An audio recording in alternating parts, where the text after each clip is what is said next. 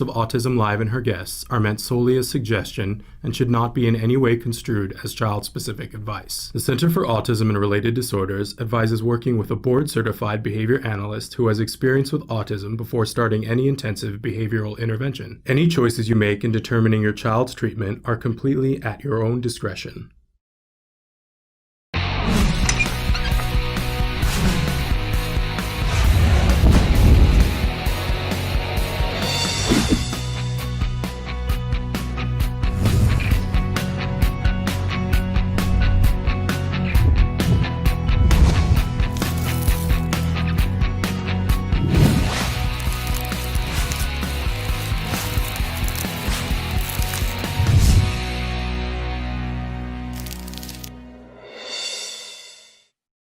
Good morning. We had some technical difficulties this morning, so we're starting late, and weren't able to give you our intro.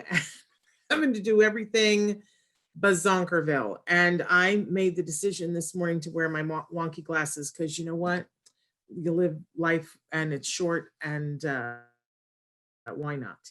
So I'm thrilled to be here with you. I'm Shannon Penrod, and you have found yourself at Autism Live, such as it is this morning. We started last Wednesday having catastrophic technical difficulties with Zoom, and it's taken all week and all weekend to figure out what exactly was going on. And while the problem was solved at 2 minutes after 10, all the things that we do for the show have to be re-uploaded. So forgive us, we're gonna be very Autism Live light today, but we're still here. And you're still here. And that is everything, my friends. It is absolutely everything. I want to remind you that you still can watch us live on, I believe that we are live right now on YouTube and Facebook and Periscope and Twitter. And I believe that you can still write into our live feature right now. That's at autism-live.com. You can be watching the show there too. And there is a live feature that's totally anonymous. Some of the other places where you can write in to the live show are not so anonymous, right? People can see that it's you asking the question. That's okay, as long as you're okay with it, right? We're gonna try to answer as many questions as we can today on the show with the time that we have. If you can see us, write it and tell us that you're here so that I know that we are actually getting the signal pumped out, because it's been a stressful morning. You can see my hair standing on end. We love it when it's interactive here, because that's really what this whole show is about. We're going to be with you for the next approximately hour, talking about autism from a 360-degree perspective, because that's what we do. Our mission here is to provide inspiration and information. And we're going to be doing that throughout the show. It's a reminder to me today that you plan, you do things, and it's never quite what you expect it's going to be, right? Particularly poignant to all of us on this morning, because there's a lot that you plan to be doing this week. 6 months ago, there were a lot of things that were on your agenda and things that you plan to do, and that's not what it's like today. And there's a lot going on in the world. And as I've said, and I'm going to continue to say, that here at Autism Live, and here at all of us at Autism Live support Black Lives Matter. And we support the protesters that are in the streets, and we do not, we're not fans of looting or damage. But here at Autism Live, we understand that behavior is communication. And when you don't give people an opportunity to communicate, we cannot be shocked when there is challenging behavior, right? But the answer to that is to find a better way to communicate. And then the challenging behavior goes away. And we all have to take responsibility for finding a better way to communicate. And we want to do better here at Autism Live. I want to do better here at Autism Live. Also want to give you an update.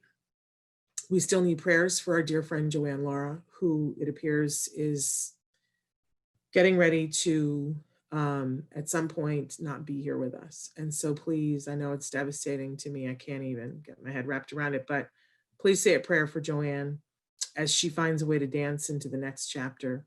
We'll be talking more about that this week, but Joanne, if you can hear me whatever state of conscious you're in, love you so, and we'll continue the work that you started. As I said, a lot going on, right? All right, we hope that you'll interact with us here, because That's what we need to do. We need to keep moving on. That's what Joanne would want us to do. I can hear her right now saying the work is the important thing, right?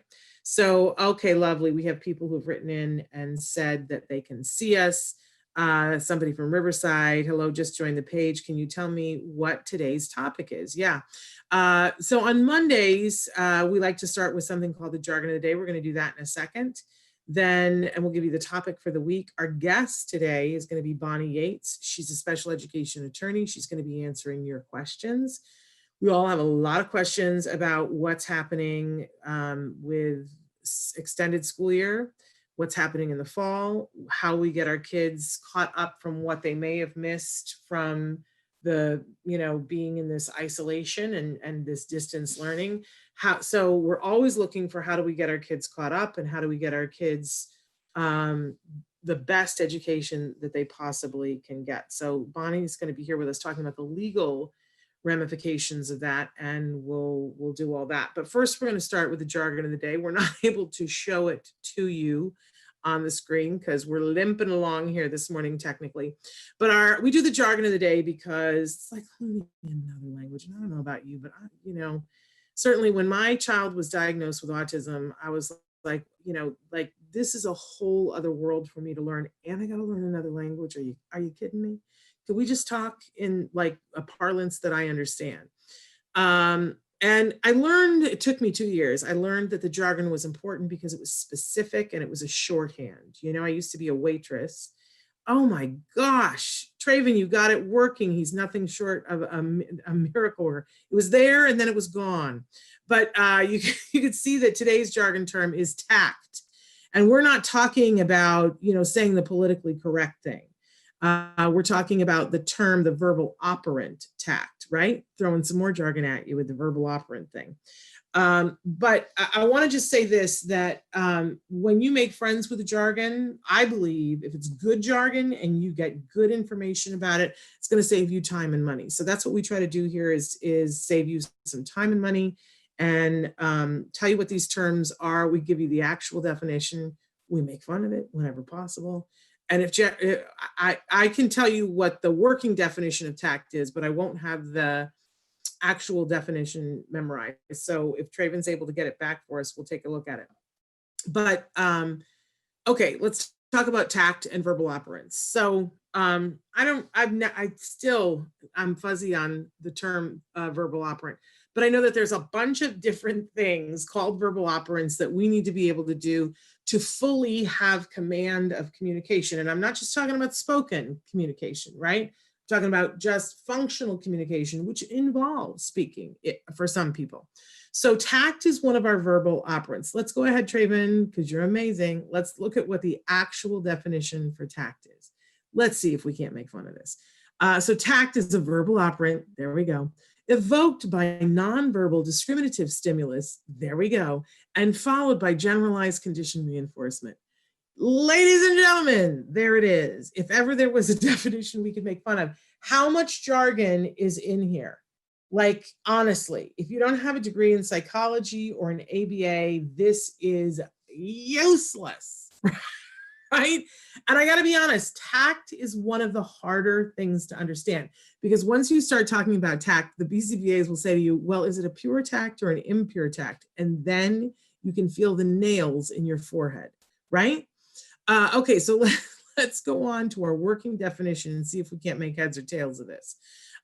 So tact is spontaneously labeling or commenting about things that the child child or individual comes into contact with for the purpose of communication. All right, so here's the deal. You know what a tact looks like. You've seen it. It's when I love to go to Disneyland and I love to watch the neurotypical 1.5 and 2-year-olds. Kind of makes me lose my mind, and it's like picking at a scab that really hurts, but it's fascinating to me to watch these kids do things that we took years to teach my child, right? This is why I refer to speech as a miracle. And I used to do a radio show called Everyday Autism Miracles because the miracle of teaching a child to speak, whew. So tacting is when a kid is somewhere with someone and they notice something and they look at it and they point or they say, they label it. But they're not just doing it because they're by themselves and they're like, oh, look, at Disneyland, it's like Mickey Mouse, right? They see Mickey Mouse and they, oh, Mickey Mouse, right? And they point when they don't have the words. But when they have a little bit more words, they will point and go Mimi Mow, right? They'll do the approximation. But it's not in a vacuum. And this is the important thing about a tact, because they're not just pointing at it to do it by themselves. It's not a solitary act. Tacting is for the purpose of, it's like trying to touch something that's in the environment to say, hey, you, look at this with me. It is part of that triangle of joint attention that we talk about here on the show. So the child looks and points and goes, boom, right? But they want someone else that's with them to notice the balloon too. Now, why is that important? Because that step is the beginning of all social communication. For the kiddo, a lot of times kiddos are not keyed into joint attention, especially on the spectrum. And so they may notice the balloon or the giraffe or the Mickey Mouse or whatever, but it's an internal event for them. And they're not trying to say, hey, have that interactive moment of, hey, it's a giraffe. So that mom goes, oh, it's a giraffe. And then we're having this triangle of attention where we're all like so excited that it's a giraffe, right? It is the ground floor, cement base of everything that builds social communication after that. But there's a lot involved in that. First of all, the kid has to notice new things coming into their environment, right? And for some kids, what's happening in their head is more exciting than anything that we could bring into the environment. So we got to work hard to make something in the environment there that's enough that they take notice of it. We have to teach them to be able to point and to label it, whether it's with an icon or pressing a button on an assisted communication device or vocal speech, right?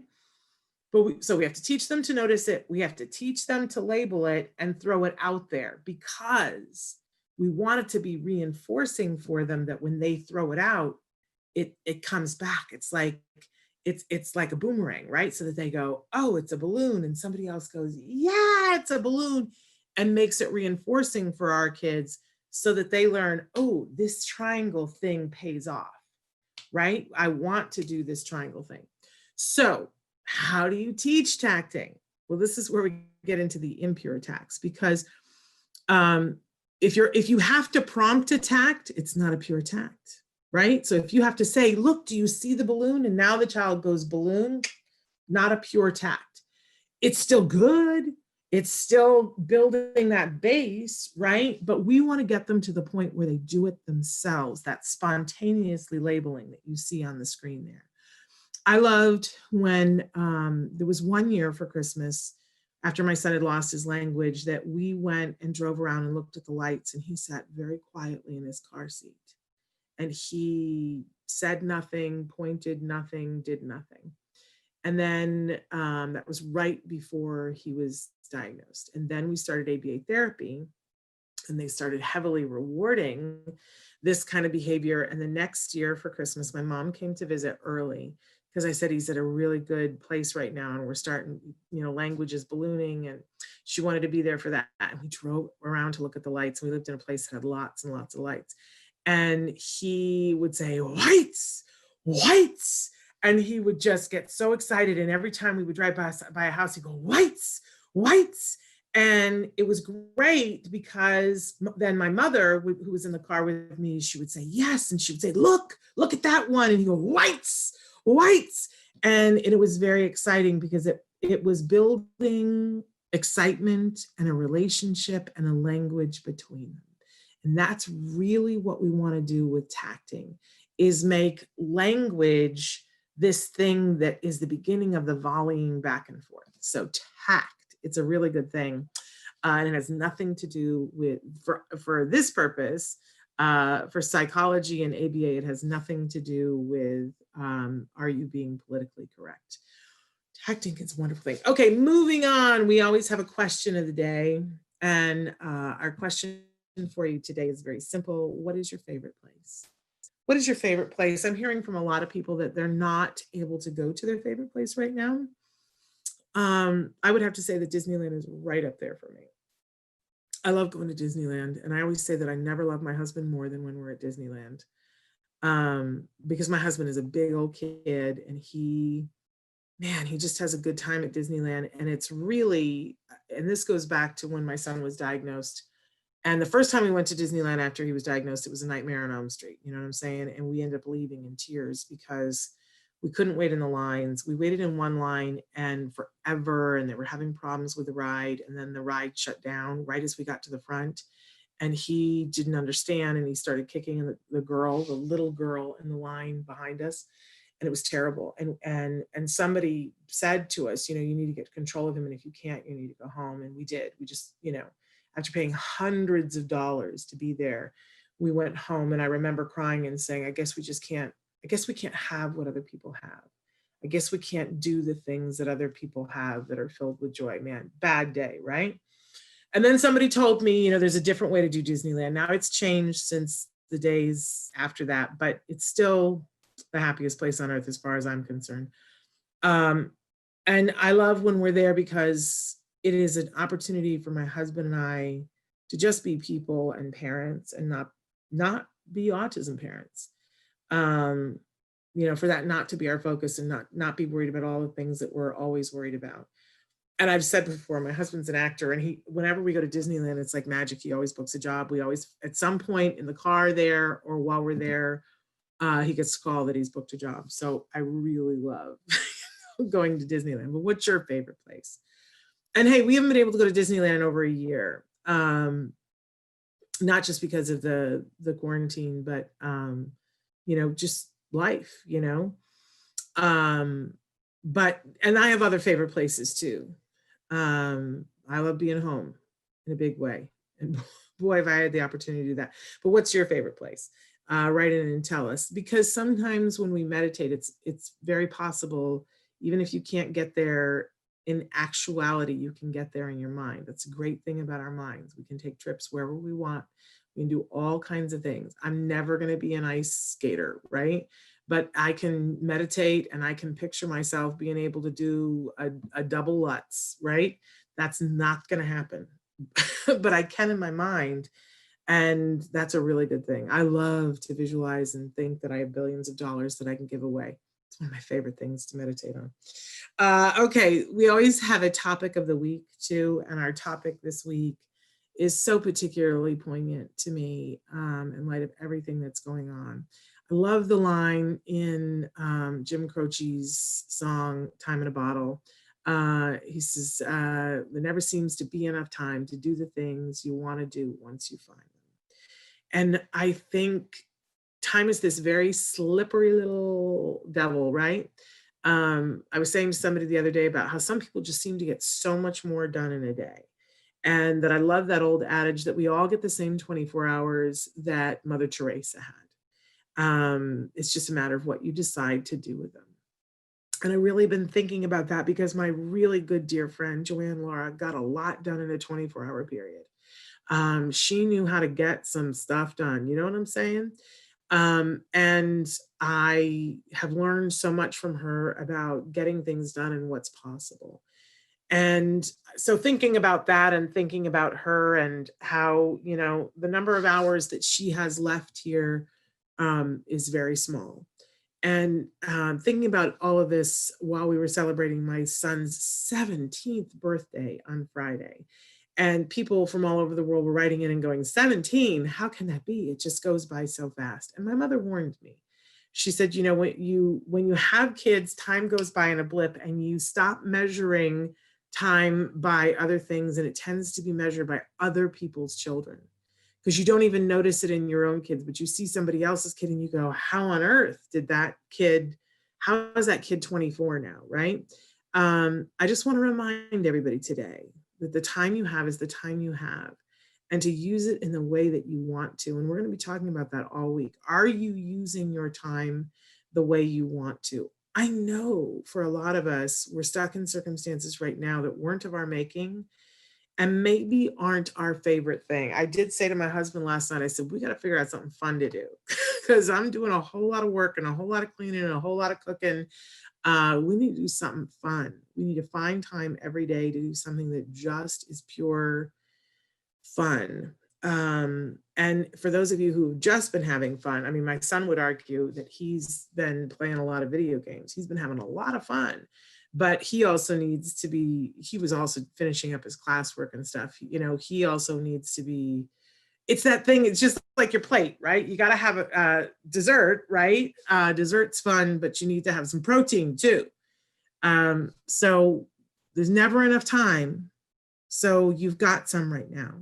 Are you using it the way you want to? This is our topic for the week. So, hey, we've got our good friend Bonnie Yates, and Traven, it's occurring to me, I don't know if she's here with us, and I don't know if she knows it's the same code. Somebody said we can do it. Good morning. Oh. Hey, Bonnie is there. Bonnie, how are you? Let me just,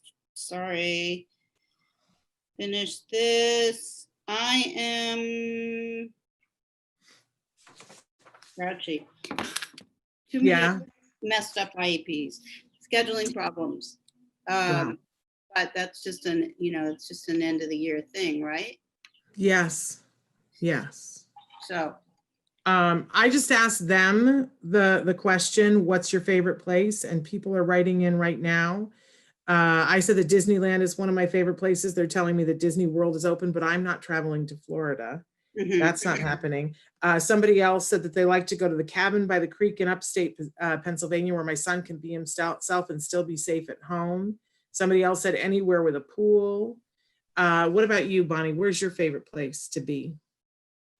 Boy, I have several favorite places, and lately I've been thinking sadly that my desire to travel to Mexico, which is one of my favorite places, is probably going to not be possible for a while. For a little while. Another good one is we have a family cabin in the Sierras, which is probably lovely this year, although I don't know if I'm going to go because I might go back east, which is definitely a favorite place because that's where my grandson is. So I guess my happy place is wherever he is, that's my happy place. I fully expected that to be your answer. Anywhere where I'm sitting directly underneath my grandson. Yeah. And that's a wonderful thing. I'm so excited for you that has come to pass in your life. Yes, my favorite place is like the floor with him crawling, crawling around or something. I have several good friends that in the last 2 years have become grandparents for the first time, and I love to watch the transformation that happens to them, because they're like really driven people, and then they're like driven, then it's like boop, grandchild. And then it all becomes about that. I love it. Falling in love with him is the most effortless thing I've done in my entire life. I did nothing. I didn't have to do anything.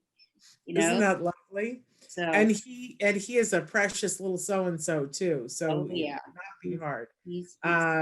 That's a wonderful thing. Okay, so you've had a lot of IEP season is supposed to be winding down, but it sounds like it's not. I don't know. It's they're running out of dates, and they are frustrated with the calendar and stuff like that.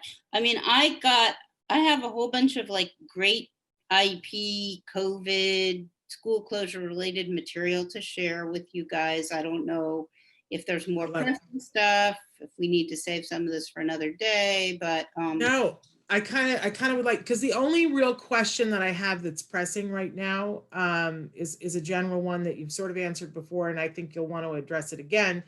But we forgot to say all the things that you're coming to us. Didn't really forget. I was just kind of shining them on because of my.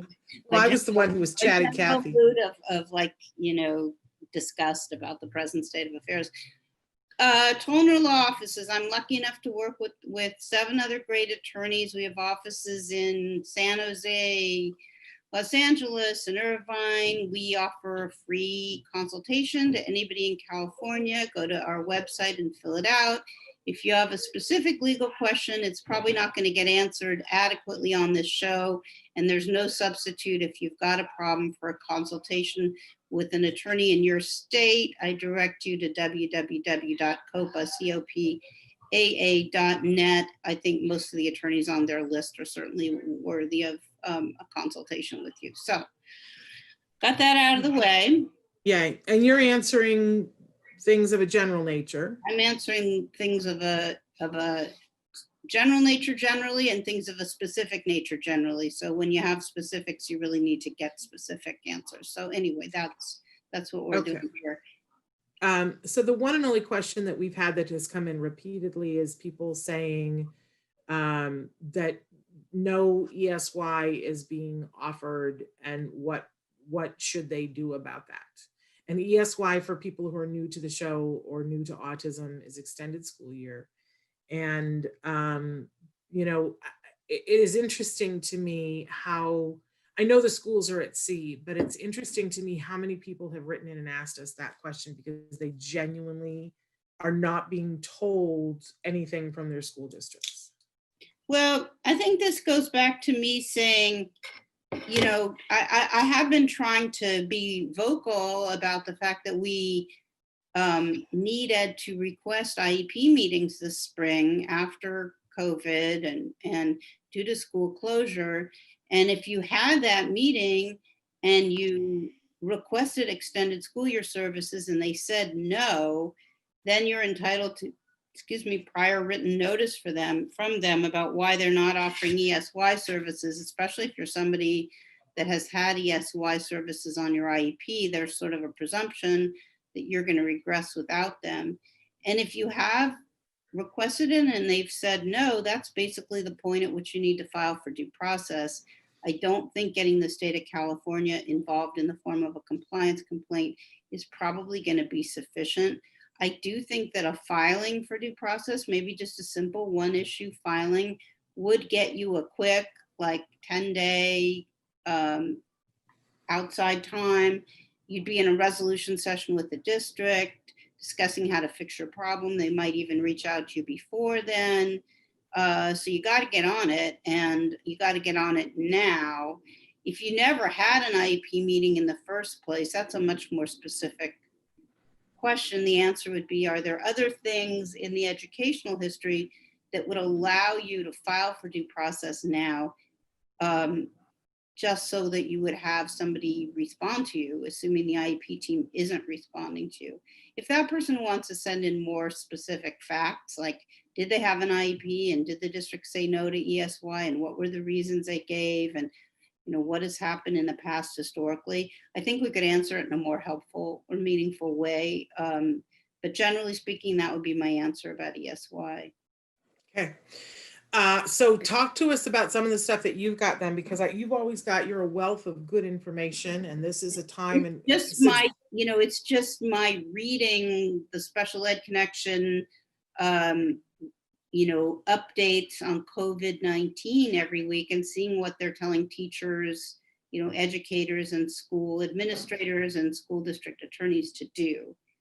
So I just somebody asked, I joined late. I don't know what the topic is. So I'm just going to remind you that we're here with special education attorney Bonnie Yates. She is talking with us about things that we should know that are cutting edge up to the moment, things that are happening with our kids' education in school and so on and so forth. Bonnie is with us from Toner Law Offices. So catching you up. Okay. Yes, I'm trying to bring materials for the school district to our side of the table so you can hear how they think. And there's several categories of things they were talking about in the last week or so. First one is set ground rules prior to virtual IEP meeting you think may be contentious. Well, this is interesting. I want to tell you that this gets read at the beginning of almost all of my meetings, and I don't know how personally to take it or if they do it with everybody. But I'm assuming my IEP meeting is going to be contentious. And I'll also tell you something, they threaten me with shutting down the meeting because sometimes I'm just, at a point in my life where I just say what I see or say what I think, and sometimes it makes other people uncomfortable. That includes calling out people on their tone. That includes calling out the district on the fact that they're going to force me into litigation and they're going to give the same thing and it's going to cost them a lot more money. I had a meeting. And they literally threatened to shut down the meeting because of something that you say that's not profanity? Right, because they feel that my tone is confrontational. So I had a meeting last week where they said to me, well, I hope you'll be professional in this meeting. Like they called me before the meeting. And when I got into the meeting, I said, asking me to be professional is really misleading because what you're basically saying to me is I don't have any right to advocate strongly for a family that you have put through 3 eligibility determinations, knowing that their child has autism, knowing that their child has, high functioning autism, but he has a lot of needs.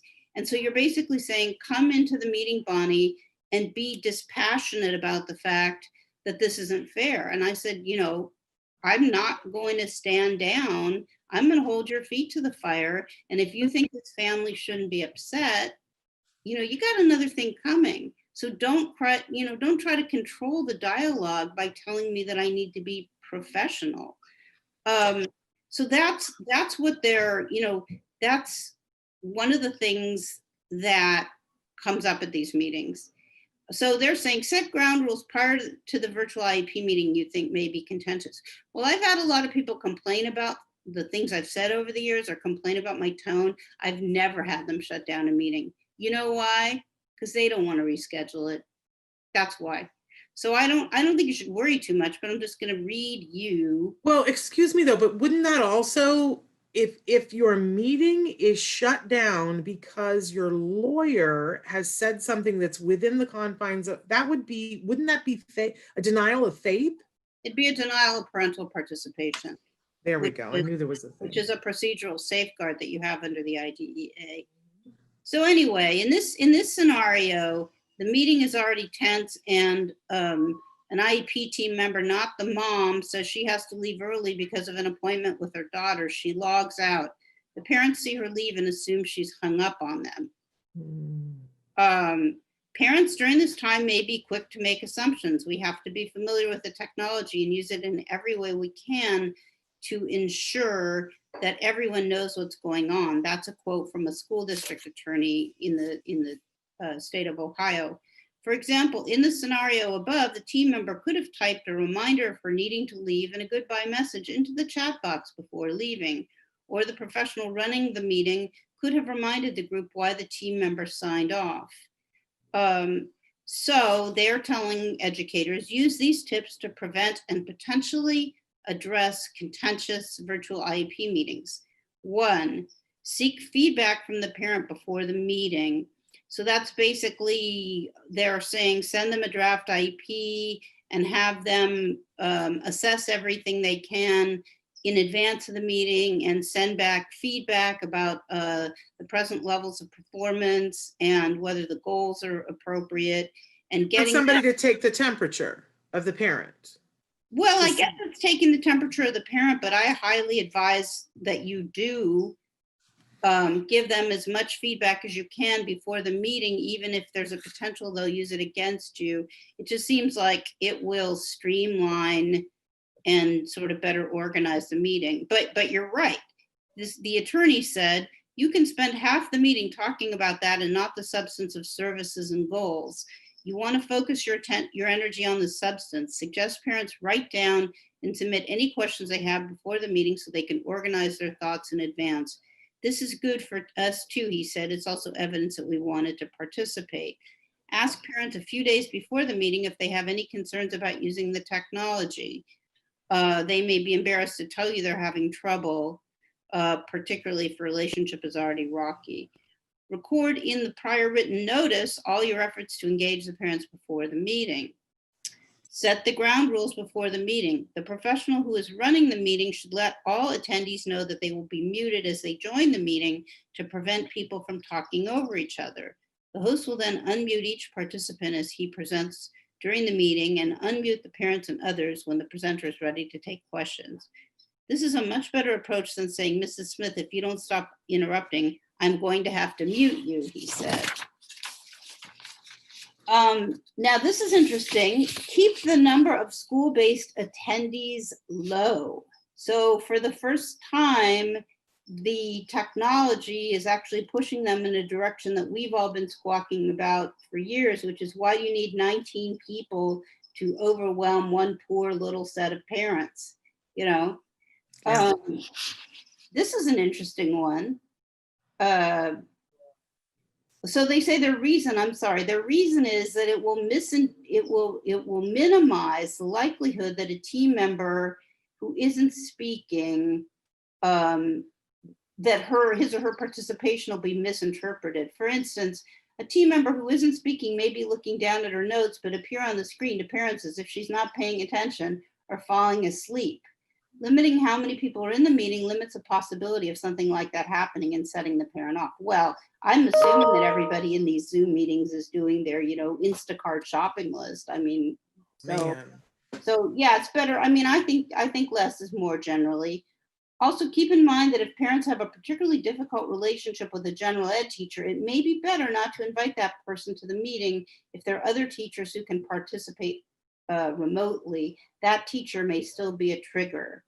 At the same time, remember that the parents can invite someone with knowledge or special expertise regarding their child to the meeting, but you can ask to reschedule the meeting with your attorney. This is to the school district if the parents have given their attorney access without warning you, which is true.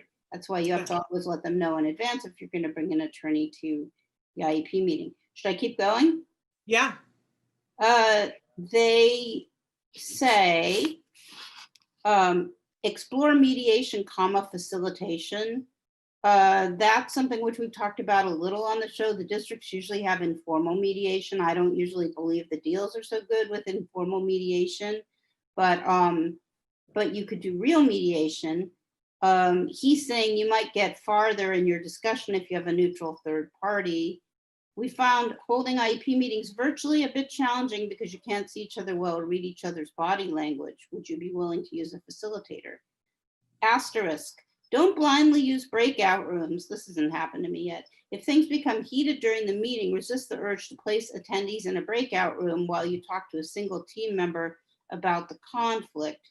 If the meeting is going off the rails, I wouldn't want to put the school team and the parents in the same room while I pull aside one person. Then everyone else is yelling at one another without me, he said. Debrief after a contentious IEP meeting. Take the time after the meeting to frankly discuss with school-based team members what the meeting looked like. Look at what the optics were. Maybe a teacher noticed a colleague's door was open behind him and saw his child walk by. Parents may view that as unprofessional or disrespectful of their privacy. There's more, but usually you want to stop me because you usually have comments, so I'm pausing for your comments. Well, this is fascinating. And this is so good that you're sharing this information because, again, I want to remind everybody, this is stuff that school districts have written for themselves and other school districts as tips for them, not tips for us, but this is important stuff for us to know.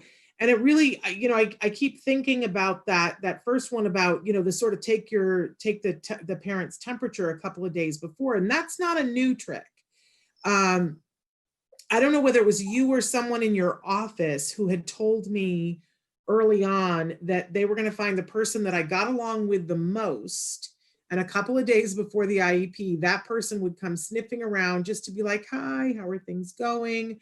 What are you thinking? And this very non-confrontational thing at pickup, that was always a little contrived, and it would freak me out because it would be the person that I trusted. It was you or someone in your office who said to me to have a plan of attack and to feed information to that person, knowing that they were going to go back to the team. That if there was something that I was like, well, this is a real sticking point for me, this one thing, and I'm not going to accept this, I'm only only going to accept this. That person would run back to the team, and then my IEP went all the better for it. But I was feeling betrayed. I'm going to be very honest with you, Bonnie. I was feeling like this person on the team that I trusted, and you, I think it was you that you were like, get over that, use it to your, advantage, and let that person know the things that you want them to take back to the team. Let them know that, you're not going to accept this, but that you would accept this. That always worked. So I think it's you I have to thank. Well, I think you make a good point, and I may have said that to you. And as you were talking, I thought about my own dilemmas, daily, weekly, or whatever, when you want to share stuff in advance and when you want to purposely hold stuff back. And sometimes we do purposely hold stuff back with the idea being that we don't want them to have too much time to think about it. Mm-hmm. I noticed last week on one of these chats that somebody sent me a message through the Zoom privately. And I, like a psychologist that was participating in the meeting, and I wrote her back and said, I wouldn't assume that this is private. Like, it's the school district's technology. Wouldn't they be able to see the private chats? So anyway, I'll just keep going till you stop me. No, you go ahead. Okay, don't forget idea requirements when conducting virtual IEP team meetings. IEP team meetings in the Crane, Texas Independent School District have engaged in virtual IEP team meetings using the Zoom app since March 19th. Sounds about right. Quote, "It's almost more deliberate and more focused being online," said Shelley Garcia, the district special education director. So the top cheese, right? Excuse me. "A lot of times in person, there's sidebar talking. It's not disorganized, but it has a tendency to go on longer than it has to. The Zoom meeting is more deliberate. Everybody takes their turns." So yeah, you don't really see people doing that. They can't really, I can't really go into your square over here and tell you something, Right. Just remember, you must ensure meaningful parental participation regardless of the way you conduct an IEP meeting. Call the parents before the remote meeting to lay the groundwork and step up the level of trust a notch, Garcia says. Also take these steps. 1, send prior written notice. It doesn't matter how you're conducting the meeting, you still have to send prior written notice in a reasonable time before the meeting. Scan the notice, which is just the meeting notice, and email it to the parent in addition to sending it to them via traditional mail. I don't know if anybody's doing mail these days. Also, email and mail the draft IEP and other documentation. We still send them all the paper documents in the mail, but we're scanning and emailing the documents as well. Just make sure you're meeting your confidentiality obligations under FERPA when you send the documents, this special ed director said. Address language needs. Well, this is for people that need interpreters. They're saying make sure, that the need for interpretation is addressed. Show the working IEP document as you go. Allow the parents to see each part of the document on the screen as you discuss the IEP. If parents can only call into the online meeting rather than use video and audio, record the meeting and share it with the parent afterwards. Remind parents that you're recording at the start of the meeting. Afford parents a constant voice. Make sure parents are not muted at any point during the meeting. Check in regularly to ensure they have not been dropped from the meeting or are having technical difficulties. Constantly ask them if they have questions or concerns. We want to give them to give their input as freely as anyone else in the online meeting. They should be just as integrated into the online meeting as they would be into our traditional meetings in person.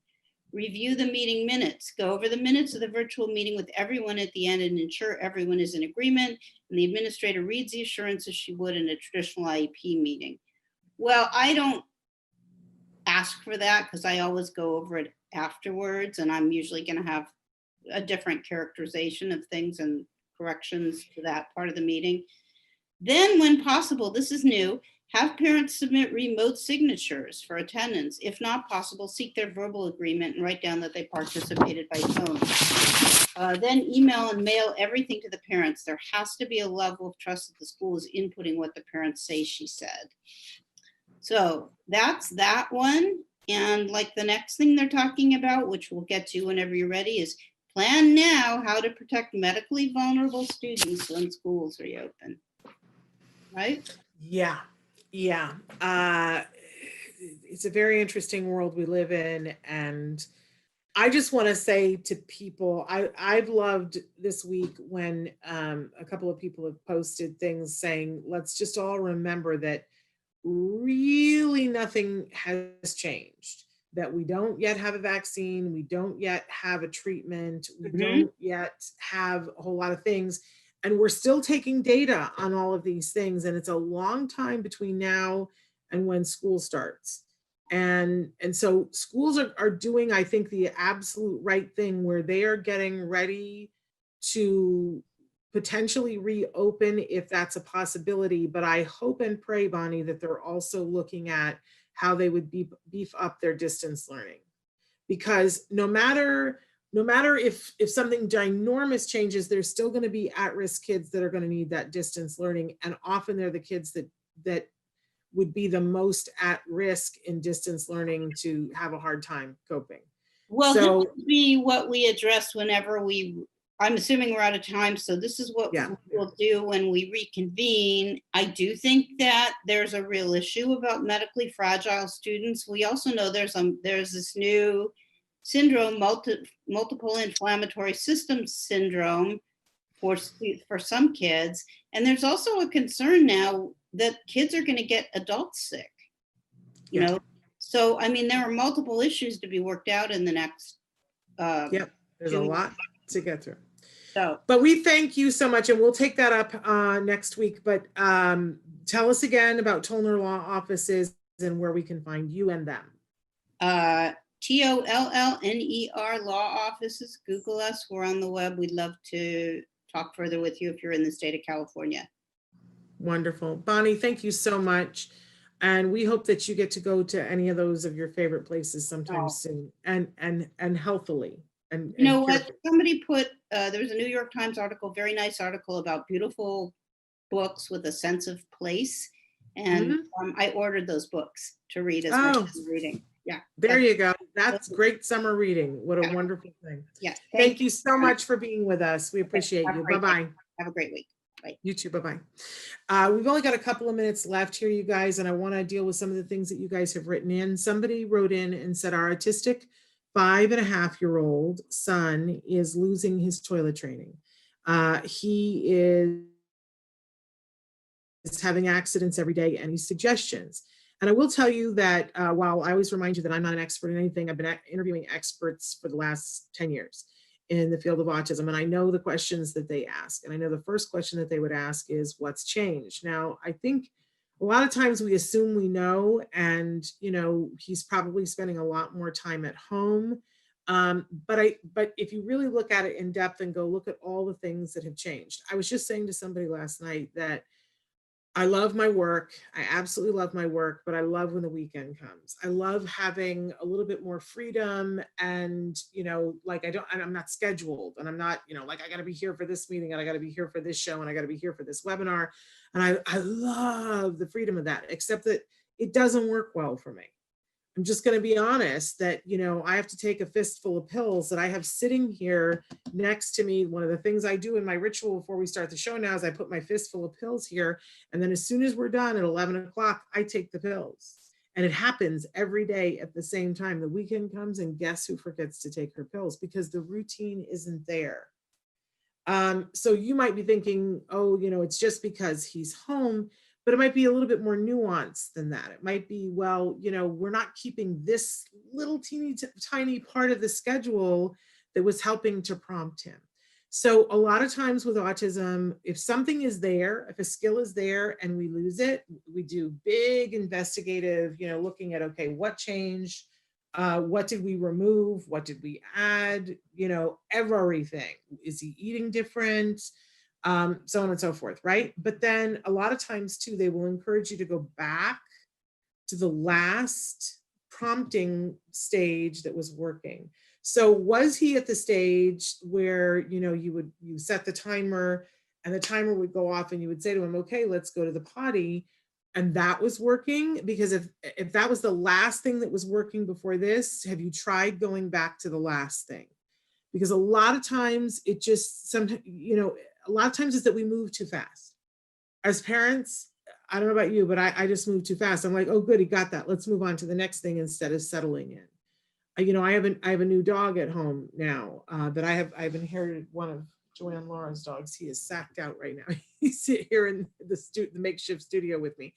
But I'm having to learn that, you know, we're socializing him with our dog. My dog is Cujo, basically. And it's, you know, it's not going the way I want it to, because I want it to go faster. Everybody's fine. And, you know, we're going super duper slow, but I'm having to take a breath and say, you know, let's take a year to do this if we have to, but let's do it right and socialize them together in the right way. And sometimes as parents, we just move a little bit too fast. So go back to the last thing that was working and see if that's still working. You know, it's also possible that there's something, you know, we've seen kids before break potty training when they have a urinary tract infection. So you want to make sure that he's healthy. You want to make sure that there's nothing, no trauma that has happened, like has something scared him recently, or, you know, investigate everything. What has changed? Has the routine changed? And can you go back to the last time when it was working? But obviously, if you try those things for the next couple of days, we're having Evelyn Kung on Wednesday, and she's the expert. Whoo! So if you try those things and it's not working, please write to me Tuesday night or Wednesday morning, and we'll make sure that your question gets on with Evelyn. But she'll ask those things. So if you've already done those and have some information for her, that would be super duper helpful for her. I love that when you guys were talking about what's your favorite place, that somebody said that their daughter was has been signing swimming. What a wonderful, wonderful thing. And we know that more and more pools are opening, depends on where you are, right? It's just like autism resources, it's different things for different places. So I hope that you guys are taking it slow.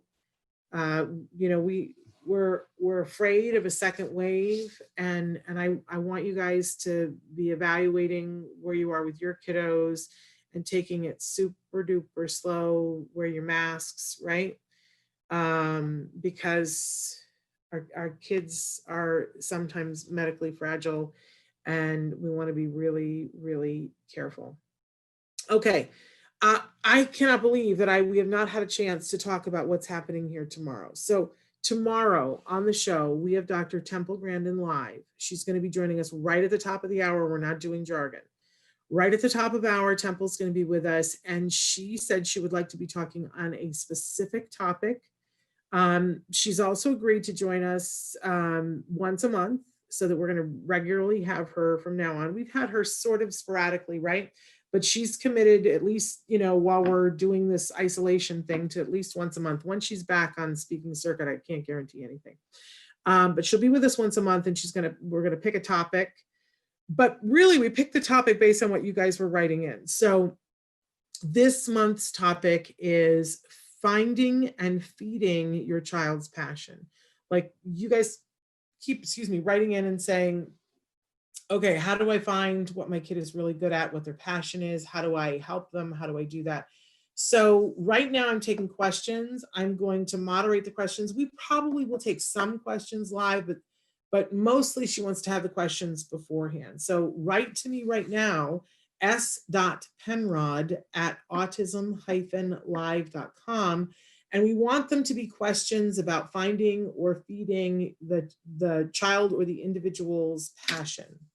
Okay, so you guys can be writing that to me, and I'm gonna pick the ones to start with, and Temple is gonna talk about that and answer some questions about that, because A, it's what you guys were asking about, and B, I think it's a subject that she's very, very passionate about and very capable.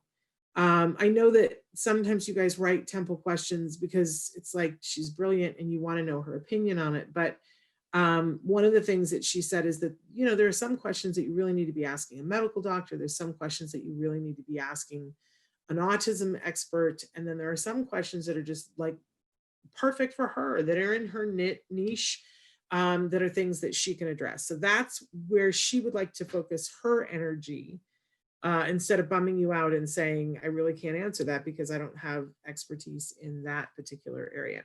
So tomorrow, finding and feeding your child's passion with Dr. Temple Grandin. Send me questions. I also want to remind you that, as I said earlier, Evelyn Kung will be here with us on Wednesday. On Thursday, we've welcomed back Yadira Calderon, whose birthday it is, I think, today. Happy birthday, Yadira. We so enjoyed having her on last week. We've invited her back for Thursday. And then on Friday, we are going to have Matt and Nava Asner. She's Paskowitz Asner. But we're going to have them on the show with us to talk about what's going on over at the Ed Asner Family Center. Because if you have not checked out the classes, the free classes that they have going on over there, listen to me when I tell you, you're missing out entirely. Go over on Facebook to the Ed Asner Family Center and check out, they have live shows every day that are classes or shows. They have Corona Kitchen. Oh my gosh, the things they are making over there just like boggles my mind. I've gained weight watching the show. I can't eat any of it because I'm gluten-free, dairy-free, and mostly sugar-free, but like, you know, just watching it makes me gain weight. But they have a licensed therapist that does an hour and answering questions, and they have yoga classes that parents can take with kids. They have art classes. You know, they're just killing it over there. So go to the Ed Asner Family Center on Facebook, and we will have Matt and Nava on the show on Friday for Let's Talk Autism with Shannon and Nancy. I'm so happy that I wore my crazy wackadoodle glasses, although I hate them. I think they're very distracting. So we may not have them again. I don't know. It's going to depend. Please, everybody, keep Joanne Lara in your prayers. And we are going to be back tomorrow with Dr. Temple Grandin. Until then, give your kiddos a hug from me and one for you too. Bye-bye for now.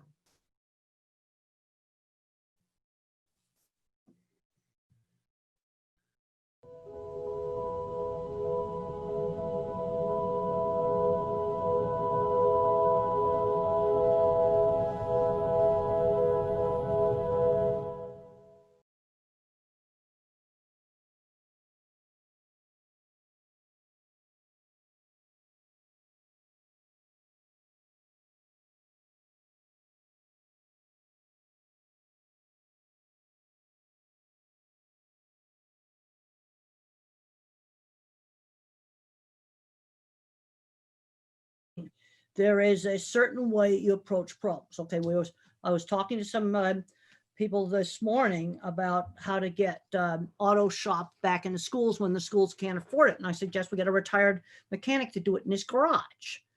And then we have to worry about, well, is there going to be liability or something? And then I started visualizing some important safety. The advice and opinions expressed by the hosts of Autism Live and her guests are meant solely as suggestion and should not be in any way construed as child-specific advice. The Center for Autism and Related Disorders advises working with a board-certified behavior analyst who has experience with autism before starting any intensive behavioral intervention. Any choices you make in determining your child's treatment are completely at your own discretion. I forgot that. This will happen too. Then we'll be back.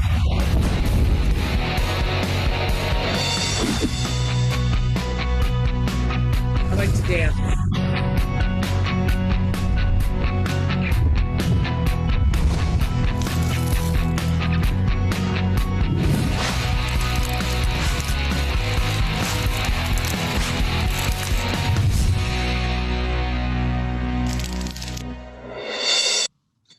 Good morning and welcome to this very special edition of Autism Live.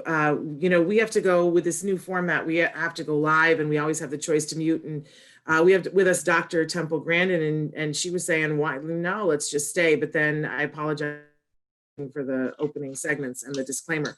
And we interrupted you in mid-sentence too, Dr. Grandin. But thrilled to have you here this morning. The topic this morning that we're going to be focusing on is finding and feeding our children's passions. And this is something that you guys write in questions for Dr. Grandin all the time. It's an area of her particular expertise.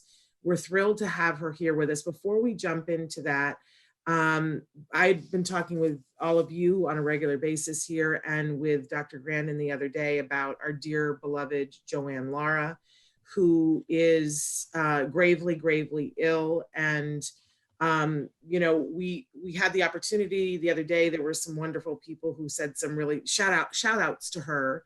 And I asked Temple if there was anything that she would like to say to Joanne, because she's had the opportunity to work with Joanne on a couple of different things. And you kicked off her passion project when she started Autism Works Now. She asked Temple to come, and the kickoff event was called Temple Grandin and Friends. And Temple came and gave such an incredible speech at the Nokia Theater. And there were so many amazing dignitaries there. And it was just like the perfect beginning. And we all had t-shirts that said, "I'm friends with Dr. Temple Grandin." It was such a big, big event that started this movement towards getting employment for individuals with autism. But Temple, is there anything that you would like to say? Well, I'd just like to say that she was somebody that got things done. I really liked the glorious pie truck, because I think a lot of things that are going to work are going to be more local things done in the neighborhood. I'm going to be doing a talk to judges, and a lot of kids get in trouble. And people ask me all the time, how did I get interested in the cattle industry? I was exposed to it when I was 15, when I went to my aunt's ranch. We're supposed to be working on developing kids' passions. I think in a lot of cases, kids are not getting exposed to enough stuff to figure out their passions, because the schools have taken out auto shop and welding and art and cooking and sewing and drafting and all of these kinds of classes. So we've got to start doing things in the neighborhood, like maybe have a retired mechanic set up a shop. And we got to talking about how to deal with liability. And I said, yes, I've worked in industrial safety. There's certain safety things I've got to have, like a special container for greasy rags so you don't have fires. I want gloves on the kids so they don't get into solvents. They don't have to have them on fixing the carpet. If they're messing with solvents, they've got to have gloves on. Yeah, there's a few safety things. I want to do those. But we need to figure out how to just do things in the neighborhood. And something like the glorious pie truck, that's an example of something that was done in the neighborhood, very creative, and it wasn't that expensive to start, and it can slowly grow. Absolutely. And, Joanne was all, devoted her life to making sure that individuals with autism, first she started with the autism movement therapy, and was doing that not as just a dance class, but a dance class to help them to link their body to their brains. And so Joanne has been a passionate fighter, making sure that the kinds of things that you talk about, Temple, came to pass. And I think we all want to just say a big shout out to Joanne, how much we love her. And I can't imagine a world without her, but that is imminent. And I know, we had talked about this, and you just wanted an opportunity to just, give that little shout out to her, because you're right. She was somebody who got things done. Another thing she's done in her career is writing about it. Mm-hmm. Write about how to do it. Because when I've done a lot of things in my career, I've been in the meat industry now for 47 years. And I would design a project, and then I wrote about it. And there's a scene in the HBO movie where I get the editor's card, because I realized if I wrote for that magazine, that would really help my career. Then I have to figure out, why is this project newsworthy? Now, I couldn't write about every single corral I designed, because a lot of them were just more of the same thing. But something where it had something original, like my entrance design on that dip vat, I wrote about it. You see, and there's a lot of people doing some really clever, good, innovative neighborhood things, but they're not writing them up. I've seen some very innovative stuff done in schools. They're not getting the stuff written up on how to do it. And I just wrote simple how to do articles on how to design cattle handling facilities. But you're right, Joanne did write about it, and we're so thrilled that there is a book that details the autism movement therapy method. And there is also a wonderful book that she co-wrote with Susan Osborne that's really the Autism Works Now method, where it's teaching pre-employment skills to 14 to 17-year-olds. Yes.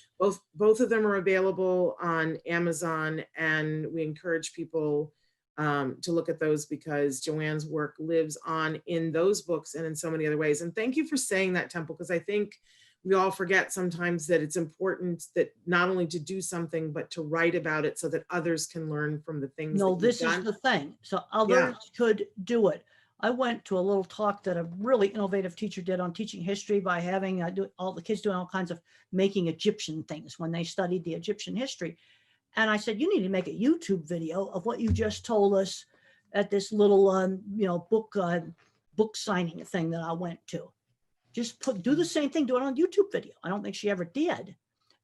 She gave the greatest talk. I wish it had been recorded, but then somebody needs to professionally edit the slides in there and do it nicely. Yeah. So that other people could do it. Yeah. And, I think a lot of times we get caught up and there's the hours in the day, but it's important to prioritize. And this week has really taught me that, because I love Joanne so much. And I know that she had a lot more work that she intended to do. But, for all of us, there's a time when the work needs to end, and to be that what's left is what the impression you made on people, but what you put in writing is there forever. Well, it tells people how to do stuff. A lot of people just don't know where to start. And what am I doing this summer? Because we're still pretty well locked down. I have to go to a special webpage for being allowed to go on campus. I'm writing a new book on visual thinking and why visual thinking is important. And the movie showed how I think visually.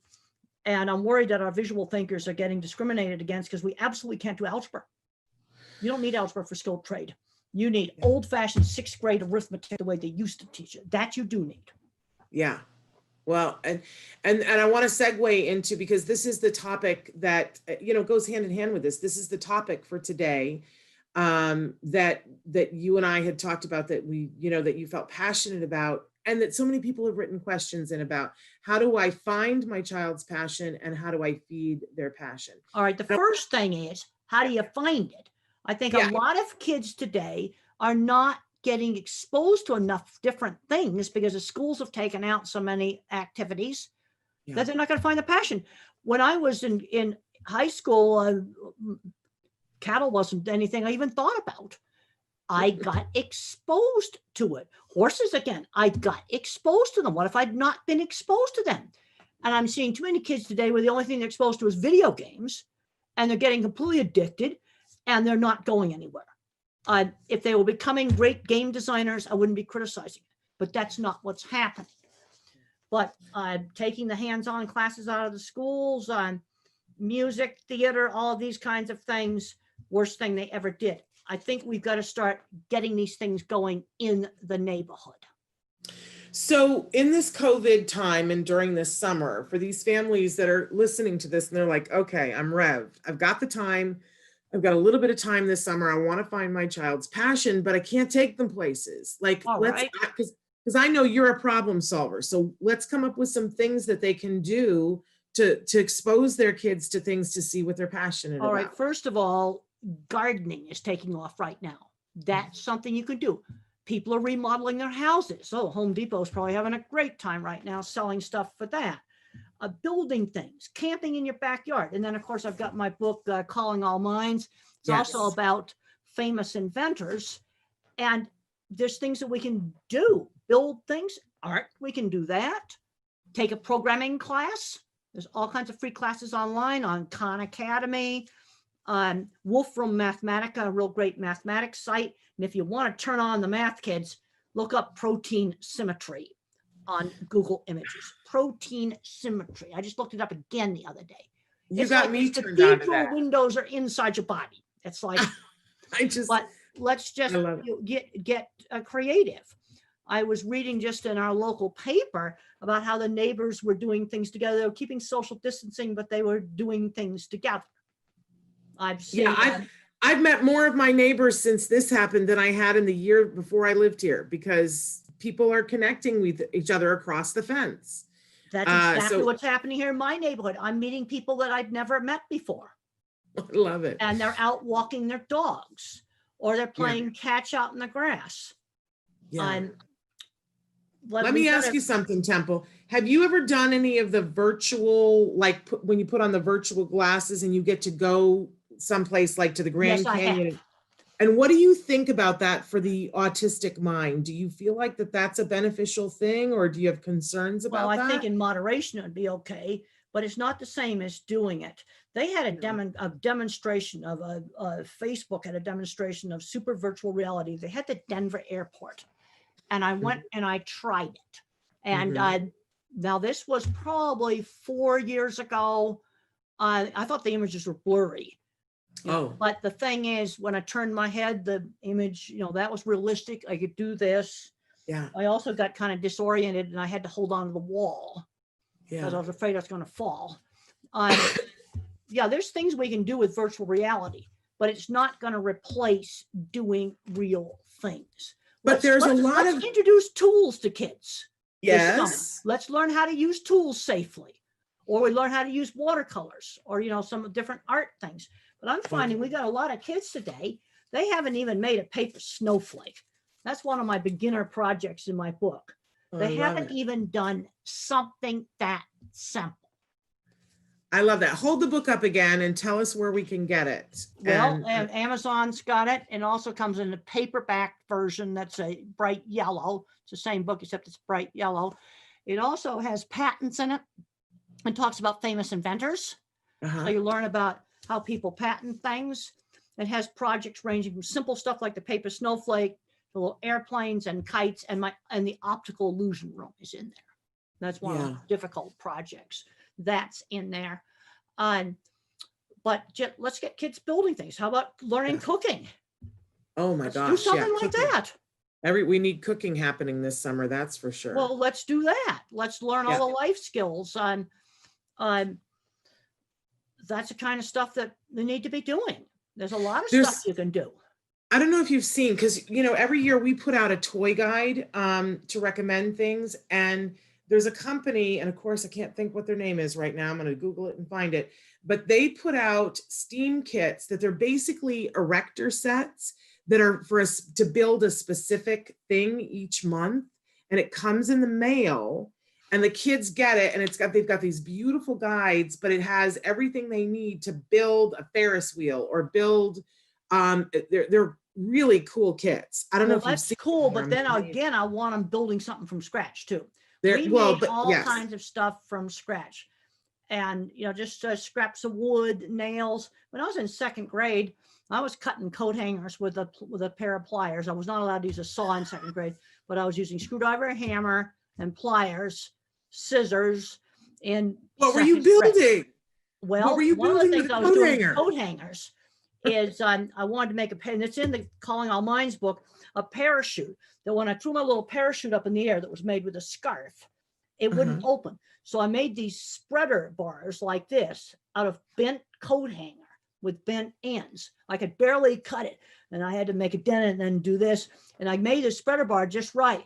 And you know what's interesting? I have found patents of spreader bar things for real parachutes. But I was doing this when I was like in second grade to make, and that project's in the book, and I just did it by myself. Nobody helped me. This was something I just figured out on my own, and I'd make a different design, then I'd chuck it up in the air. And when we did the book, we recreated that. And some of my little projects weren't as easy to recreate as I thought they were going to be. Kids need to learn to tinker, but let's just start doing things. But, part of the other thing, because we said finding the passion, but then feeding it. And one of the things that I want to spend a couple of minutes talking about is that your mother, when you were in second grade and deciding to cut coat hangers, didn't say to you, let's not do that. Now saw wasn't allowed and knives were not allowed. There was some rules. I could use the pliers. But you were cutting the wire. Hammer, the screwdriver, and nails. Screws. And I got to tell you that when my son was 3, he sat underneath, I don't know how, well, first he started taking apart flashlights, and anytime there was a flashlight or a remote control anywhere, he would take it apart. And I would take it away from him because we needed the flashlights and we needed the remote controls. Then he got a screwdriver and he sat underneath the dining room table and was taking it apart. And because I didn't know you then, was like, no, and hid the screwdriver. Now I No. wished I, No, what we would do now, let's get some screws from the hardware store, screwdriver. Let's get him a Phillips too. So he learns there's a Phillips screwdriver and a regular screwdriver. And by the time I got to third grade, I had a little egg beater drill like this. yes. And some tools, and he can start to screw things together, do stuff with bolts. Well, You know, now he's he's old enough that 17. he's not going to try to eat them or something. Right. Now my Right. son is 17 and he's on his competitive robotics team, and he's got an Cool. outlet for that. And he went to his local maker site for a couple of years and learned how to do CNC, and we fed the Good. passion that way. Good. But when he was little, I didn't realize that I needed to be, he wanted to take apart the vacuum cleaner. No, let's get him some old vacuum cleaners that are his that he can take apart. In other Right. words, and they have to be unplugged. There has to be a very strict rule about that. Yeah. Because I was taught, you know, you never hit anybody with a hammer. I was taught how to use tools safely. The only thing you hit with a hammer is a board or a nail. Yeah. You know, that's the rules. But we have kids growing up today that don't use tools. So how are they going to know they like tools if they never use them? Yeah.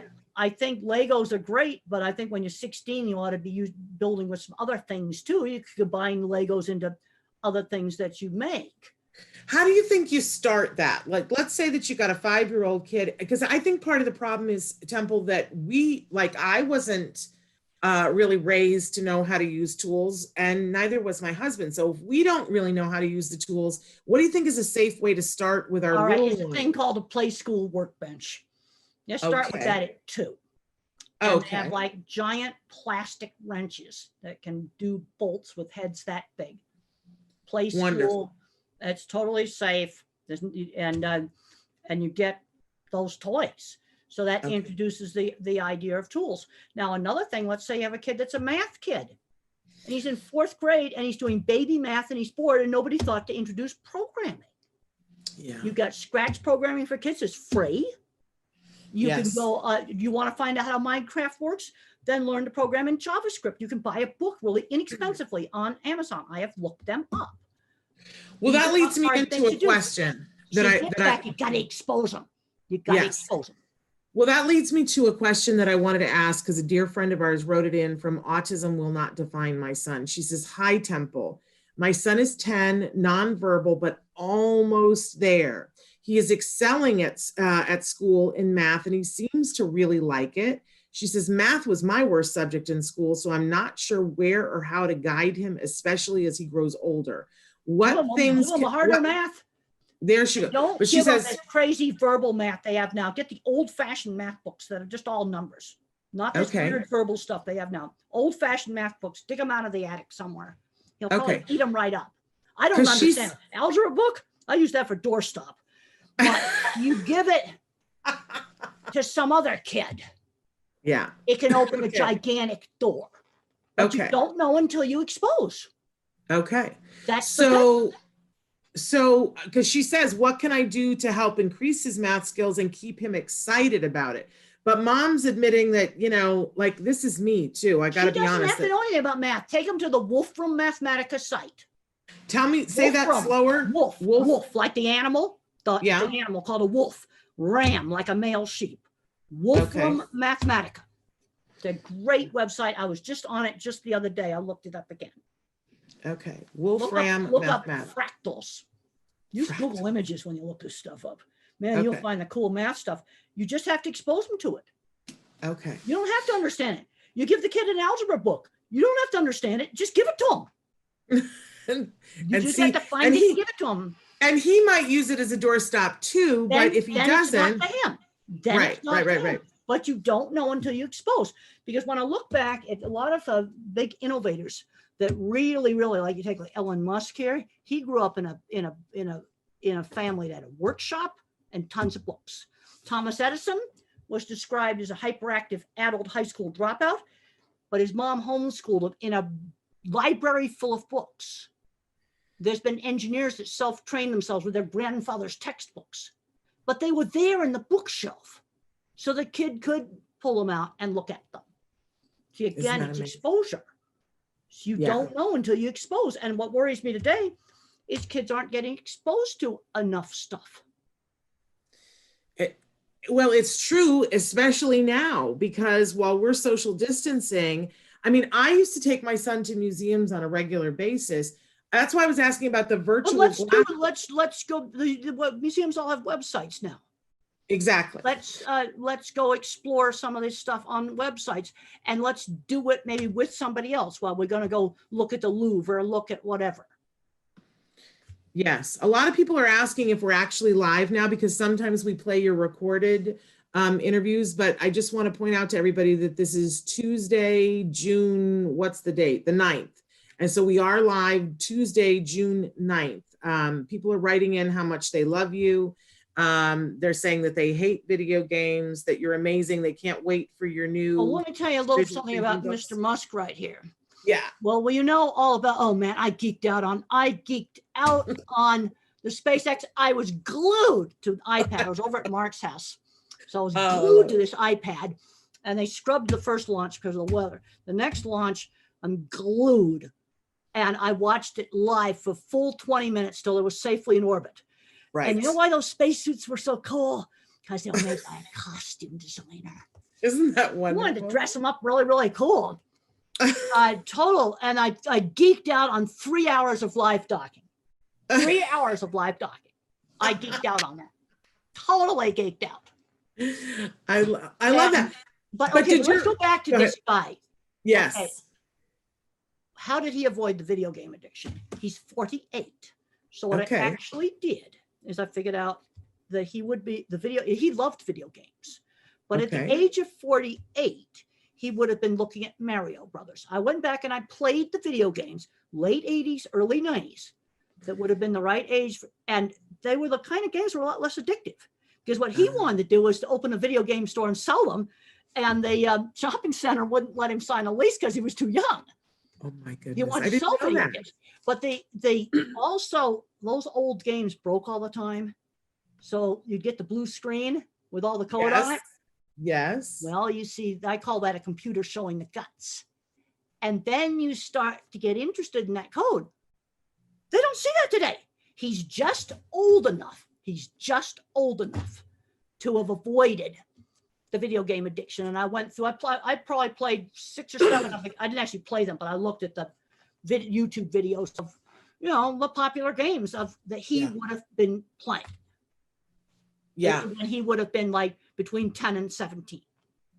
Well, it's interesting, because those were the video games that I was exposed to too. In the beginning, I didn't get them. I was like, what is the thing? But when I keyed into the fact that there was a level of problem solving in them, like you had to figure out how to learn how. with video games. But the problem is these kids are getting so sucked in. Any benefit, there are some benefits with video games.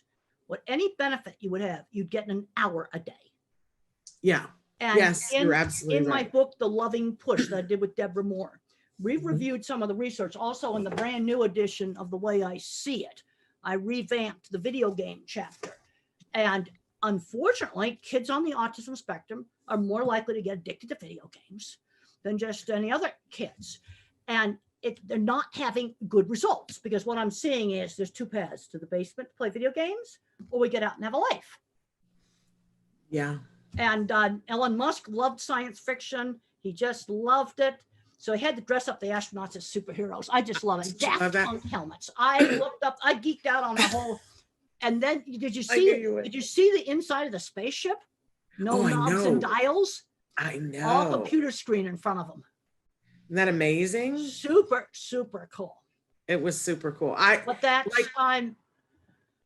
Have you gone to a launch yet? Yes, I actually have been to a launch. I did a disability conference at Cape Canaveral. I guess they used to call it Cape Kennedy. I guess the original name was Cape Canaveral. I think they're using that now. The other thing is, had to launch from Cape Canaveral, pad 39A. There's only one launch pad in the whole world. This is cool. It's 39A, because that's where the moonshot went off from. Right. Had to be pad 39A. He owns launch pads, but they're not cool. Right. Well, there you go. I do it at that launch pad, but I went to a SpaceX launch. This was about 2.5 years ago. Very, very cool. I got inside the vehicle assembly building. I completely geeked out on that. But they need us visual thinkers, because they were just finishing up a launch pad. I got to go inside it. And I found something in that launch pad that shouldn't be there. That's why you need visual thinkers. We What were did there you at find? 7 Can o'clock you in the say? morning. And you know what I found in the launch pad? I watched No. a raccoon come out of it and waddle down the steps off into the bushes. And the Stop. first thing I thought is, what have you been chewing? And I said, did you see that raccoon? He overnighted inside the base of your launch pad with their equipment. What did they say? Well, you better make sure he hasn't chewed stuff. I'll tell you what he'll chew. He'll chew tool handles. Okay, that just be annoying because you're going to chew the stuff you've touched.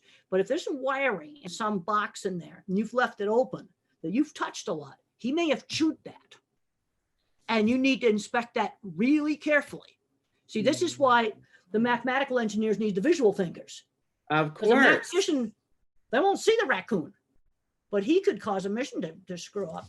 Oh, And for heaven's sake, yeah. It was the total geek fest. I got very emotional. I stood in front of the vehicle assembly building. I was crying, and I was like crying for happiness during the, I'm so glad Elon Musk managed to pull that off. That was just the coolest thing. And I was nail biting the whole way, just like because, don't have anything go wrong.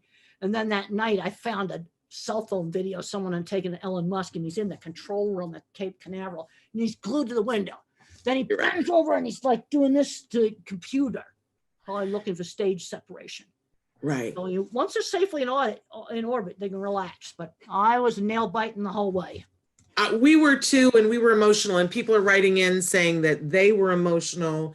It's a new era. But the thing that killed me, did you watch on the live feed? Because there were all the things that were happening at the same time, but there was the piece that was going to land on that's the first booster. Right. And then they were like, it's coming, and you could see it coming, and you could see it slowing down, and they had the shot on the boat, on the drone. And then all of a sudden everything blipped out, and then I think you see those cameras, something may have burned up, or you don't. Yeah, but it was like David Copperfield. He landed those things, and when I went to Cape Canaveral 2.5 years ago, one of those boosters was on the lawn, just dumped on the lawn in front of an airplane hangar. We went by it because they have to let it cool for 3 days, and then it's everybody out of the office to clean all the junk off of it. That's amazing.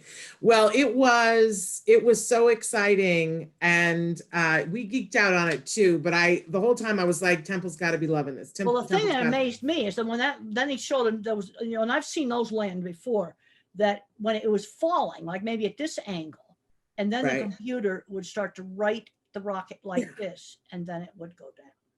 But then it blipped out for a second, and then it was there, and I wanted to see it land, but we didn't get to see it land. I don't know. Now, I don't think anybody was deliberately trying to. No, I don't think they were. They glitched out. You've got an awful lot of stuff going on there. The camera may have fried. Yeah, it might have. But it was like a David Copperfield trick. I love talking about. It's not a trick. They're actually landing them. And the thing that's so cool is because a 1950s rocket, that's how they land. Yeah. Yes. That's how they land. But the thing was just I thought it was so amazing to hear it's falling like this, and then to just watch it straight, and the computer straightens it. And I hope that people my son's encouraged, even though the original launch got scrubbed and then it was on a Saturday, my son's school sent out emails to us with the link and said, please watch this with your children.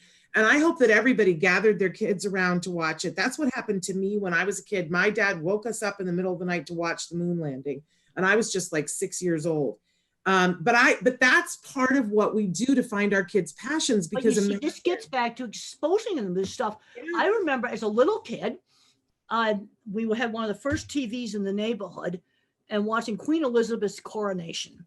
I didn't really understand why it was important, but it was important. I mean, it was kind of fuzzy, black and white. I remember watching that. And that had to have made an impression on you on something to be exposed to. So I hope that, people are watching things like the launch and the docking and things like that with their kids, because that's exposure. Now, we did have a couple of questions that came in specifically about workforce, and I know this is a really important topic for you. Somebody says, how do you introduce the workforce to someone who's a runner? He's an eloper, escaper. Do you have any suggestions? Okay, how I could use them in the workplace. Well, how you would first begin to expose the concept of Well, working. first of all, I got to find out, I don't even know how old the kid is. You see, I have to have more yeah. information, age, Yes. and then start to find out, well, how's he doing in school? What are the good subjects? What are the bad subjects? I'm not going to do a quantum mechanics where you need linear algebra. Okay, I can tell you how to find the paper. You got a little math head. You want to design the next generation of computers? You type in linear algebra, quantum computing. I have found the paper. I have looked at it and I understand it. Linear algebra, quantum computing. Okay.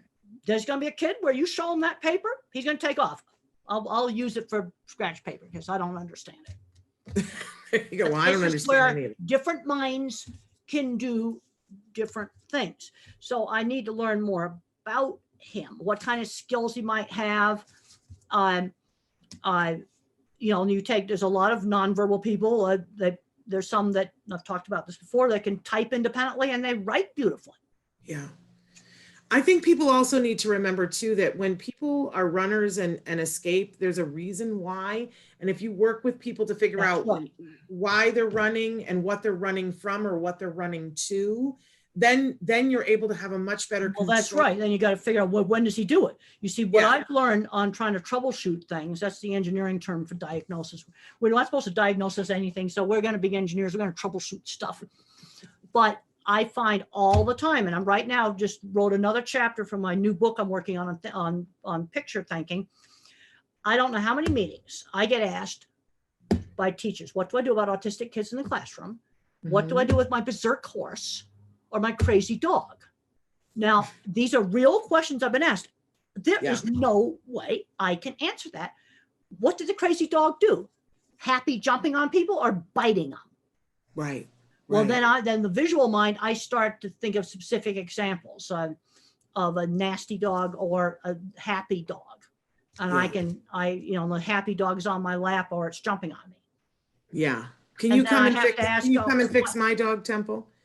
Well, first of all, I have to know what they did wrong or what they did. So I don't have have enough information to Yes. answer that question. I get it. That's the problem. I have a dog that's a rescue that she has issues from before. We've been to a behaviorist with her. What does she do? She's fine with us, but she thinks that she has to defend us from everything and anything else in the world, whether it's a fly or the UPS truck going by a mile away. And she's totally fine with us. I could stick my hand in her mouth. She would never bite me, but she can't be around other people. And now I need for her to be around another dog, and we're working very slow to do that. But I've adopted one of Joanne's dogs. That's the sweetest little puffy's here in the room with me for the show. But I need for this dog to get along, and we're going very slow. But if you want to come by, the thing I always ask when parents ask me whether their kid's at the right school or whatever, the first question I always ask is the child making progress? Are you making progress with this dog? We are making progress. You're making progress, and you're doing something right if you're making progress. Okay, all good. I'm sorry I sidelined about my dog. No, but the thing is, it's the same sort of troubleshooting. But you don't know the kid can do that math unless you expose them to that book. That's true. That's true. And what I think happened with a lot of the math classes today is the verbal thinkers are, in a verbalized math, where some of these math heads just need the numbers. They need the old-fashioned books. Yeah. I've only got you for 10 more minutes, and I know they're going to just hate me if I don't start addressing some of these questions, but, and it just jumped, and I hate it when it does that. But Tony had written in, let me see if I can find it, Tony, what you said. Okay. Hi, I am autistic and happy. Hi, Dr. Grant. And as you know, in order to develop skills better, people need to accept criticism and flexibility. In your experience, how do you manage it?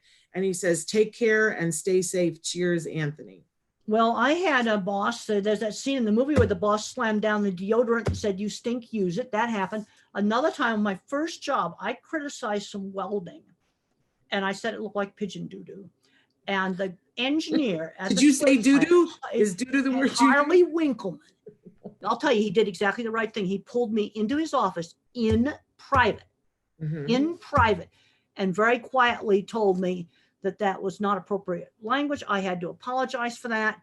He also, I'd apologized to Whitey, the welder, which I did, but he also explained to me if I didn't like the welding, Whitey was his employee, and I should have gone to him to complain about the welding. So he explained to me sort of the chain of command, and then he made me go up to the cafeteria and apologize. Now, I didn't tell Whitey his welding was wonderful because it wasn't, but I apologized for the rude language. Harley was the perfect job coach. And he didn't yell and scream at me. He told me very quietly and calmly what I should do in private inside his office. Well, but you accepted it and learned from it. This Yes, isn't I easy did learn for from everybody. it. This isn't easy for everybody, but why do you think that you did? Was it something that you were taught? Because I wanted the job. The same thing with the deodorant. I wanted the job. There was some things where I had to change. And one of the things that has to change is hygiene. There's that if you want purple hair, fine, but you cannot be a slob. I'm going to say this because I've learned this from Joanne Lauren. We keep coming back to her, but you know, Joanne has been so passionate from minute one about that all kids deserve the right to work, and yes, that all, I would agree with that. Kids deserve. Her phrase was, "They all deserve a seat at the table." But I watched, and when I first met Joanne, I thought, well, there's probably some people who don't want to work. And I've watched as she has helped individuals that I thought were too impacted to work. And the passion, once they have a job and they understand the parameters, they fight to keep that job. But not everybody has that opportunity, Dr. Grandin. And like, how do we give them that first work experience so that they see, ooh, when I work, I have you've accomplished something. Now, the thing is, my mind doesn't work. And see, verbal thinking, you tend to overgeneralize. Okay. You see, picture thinking, I think of, here's a specific example. Okay, a nonverbal person. I'll tell you, this is a specific example. This is a real person. About 2 years ago, I went to visit a very, very progressive program. They had a lot of clients that were adults, nonverbal. And this client came with binders full of everything bad he'd done, run off, everything terrible about him. And they finally said to him, you want to run? I'm going to mark some ribbons on some trees. This is where you can go run. Mm-hmm. And then they gave him work that was physically kind of demanding, stacking wood. But it's also something where you were stacking wood for a purpose. It wasn't fake work. You cannot have fake work where you stack the wood and then unstack it. No, it was wood that needed to be stacked. So you were doing useful work, and they just worked, and the guy was there, and they threw the binders away. Yeah. They just looked at it real simply. And the guy went from being the most horrible behavior problems there was to now he liked the fact that he had a real job. The other thing you've got to do if you have a really bad behavior problem is you've got to rule out a hidden painful medical problem. That has to be ruled out. You could have acid reflux, you could have ear infection, you could have toothache. You got to make sure they don't have something like that. I so agree. One of our regulars on the show, Yadira Calderon, wrote in and she said, Dr. Temple Grandin, keep supporting our teens and adults with autism and creating opportunity for them. Allowing our children to try different things is the best way to relate to them and discover their passion, not imposed. Based on strengths and interests. That's what I'm trying to do with my Rainbow Mo show. That's her daughter. And she said, so far, so good. Her daughter's doing you've got to, when I was in third grade, it was obvious I was good at drawing, but I just did the same horse head over and over again. Some mother said, well, let's draw the saddle. Take that interest and broaden it. You want to broaden an interest so it's not so fixated. And she introduced other media, watercolors, and they were just little kids' paints. But you have a whole book written on the idea of pushing our kids. Well, another thing that mother did, because my sister loved theater, is that she put on plays in the neighborhood in the summer. And she'd get all the kids in the neighborhood to come and they'd put on a play. Yeah. And what was that like for you? What did that do for you? Well, this was something she did more for my sister. I would be in the play. But she had a lot of the neighborhood kids involved in it and making Halloween costumes, so making pumpkins. A lot of the stuff that she did, it was not expensive stuff. Now, the plays were mainly done in the summer when it was vacation. But you learned from it, even though it wasn't meant for you, you learned from it. But I had to learn to cooperate, and the whole group had to work together on this. It was a group activity. There's probably about 5 or 6 other kids involved in this. But this is an example of something done in the neighborhood. And it wasn't that expensive to do it. It took time. Yeah. It took time. And your but it mom, wasn't expensive. your mom was working, you know, she was doing a lot and had a lot of kids that she had to take care of, but she managed to do that. Well, and then you see, and now you've got people, but now the problem you've got with people at home, they're trying to juggle their job. I was just reading in Science and Nature on the career section. Okay, scientists are at home, you know, trying to get their work done. Now they can't do lab work at home, but they're writing and their statistics and things like that. And one of the things they've learned, a schedule. This is another thing from the space station, a schedule. You got to get up in the morning. Now there's 5 astronauts and 3 exercise machines on that station. So the schedule is going to have to rearranged, but everybody has to be at the midday meal. That's a rule on the space station. Yeah. They don't want them sort of sulking at opposite ends of the station. Yeah. Everybody eats at the midday meal. That's on the official NASA schedule. But they've learned they've got to put it on a schedule. That's been learned. There's been problems on space stations. Well, I mean, and there's a certain amount of stuff that's rules for respect, mutual respect, and they've learned that they have to do a ton of maintenance work on the station. They got to do their scientific experiments because 20 years ago on the Mir, they had problems. They let it get dirty. Stuff broke on it. Part of the station broke. It could have killed them. They had to shut the door on one session and seal it off. Real mess. You see, then the people working in Antarctica, they've learned the same thing. People working on research ships that are out there, they've got to have a schedule, but they also schedule some alone time where that person can do, where the different astronauts, you know, play the guitar. They've collected some instruments over the years, play the guitar or read a book or talk to their family. Now, I had promised you that I would let you go at 1:45 because I know you. Well, actually, I told Mark I was going to be late, so there we can go a little bit longer. We'll be fine. All right, fabulous. I appreciate that. Okay, so going back to this whole idea of finding your kid's passion, and now we've said, you know, you've got to give them opportunity, you've got to expose them to things, and you can't know until you know. I love our beautiful Spencer Hart, who was not talking, and her mother put Phantom of the Opera on just because it was on, and they discovered that Spencer is a beautiful, talented opera singer and has been to China, but you has wouldn't sung at the know White House. unless you exposed. You see, this is exactly, and you sometimes don't know. This is what worries me today: is kids aren't getting. I mean, the reason I got exposed to the beef industry was when my mother got remarried when I was 14. That brought the ranch into the family. And if I had not gone to that ranch, I would not be in the cattle industry. It's that simple. That's a perfect example. It's strictly exposure. So you got to keep throwing darts at the wall and just expose. Right. But what are we looking for that tells us, okay, this is the passion? How, like, what kinds of things? Well, all right, let's just look at it really simple. Let's say you show a math kid the Wolfram Mathematica website and he just takes off in it. Okay. Or you dug that old algebra book out of the attic and he actually did it all, and you went and showed his work to the high school algebra teacher and he was amazed. There we go. It could be that simple. But a lot of things aren't going to be the thing. You might hand the algebra book and it becomes the doorstop. So I'm not going to handle the art kid the algebra book because I've talked before about the different minds, and that's in my autistic brain book. This shows the science that there really is. Visual thinkers are object visualizers. Object visualizers. These are the art minds. These are also going to be the skilled trades, mechanical, machinery design, people I worked with in construction.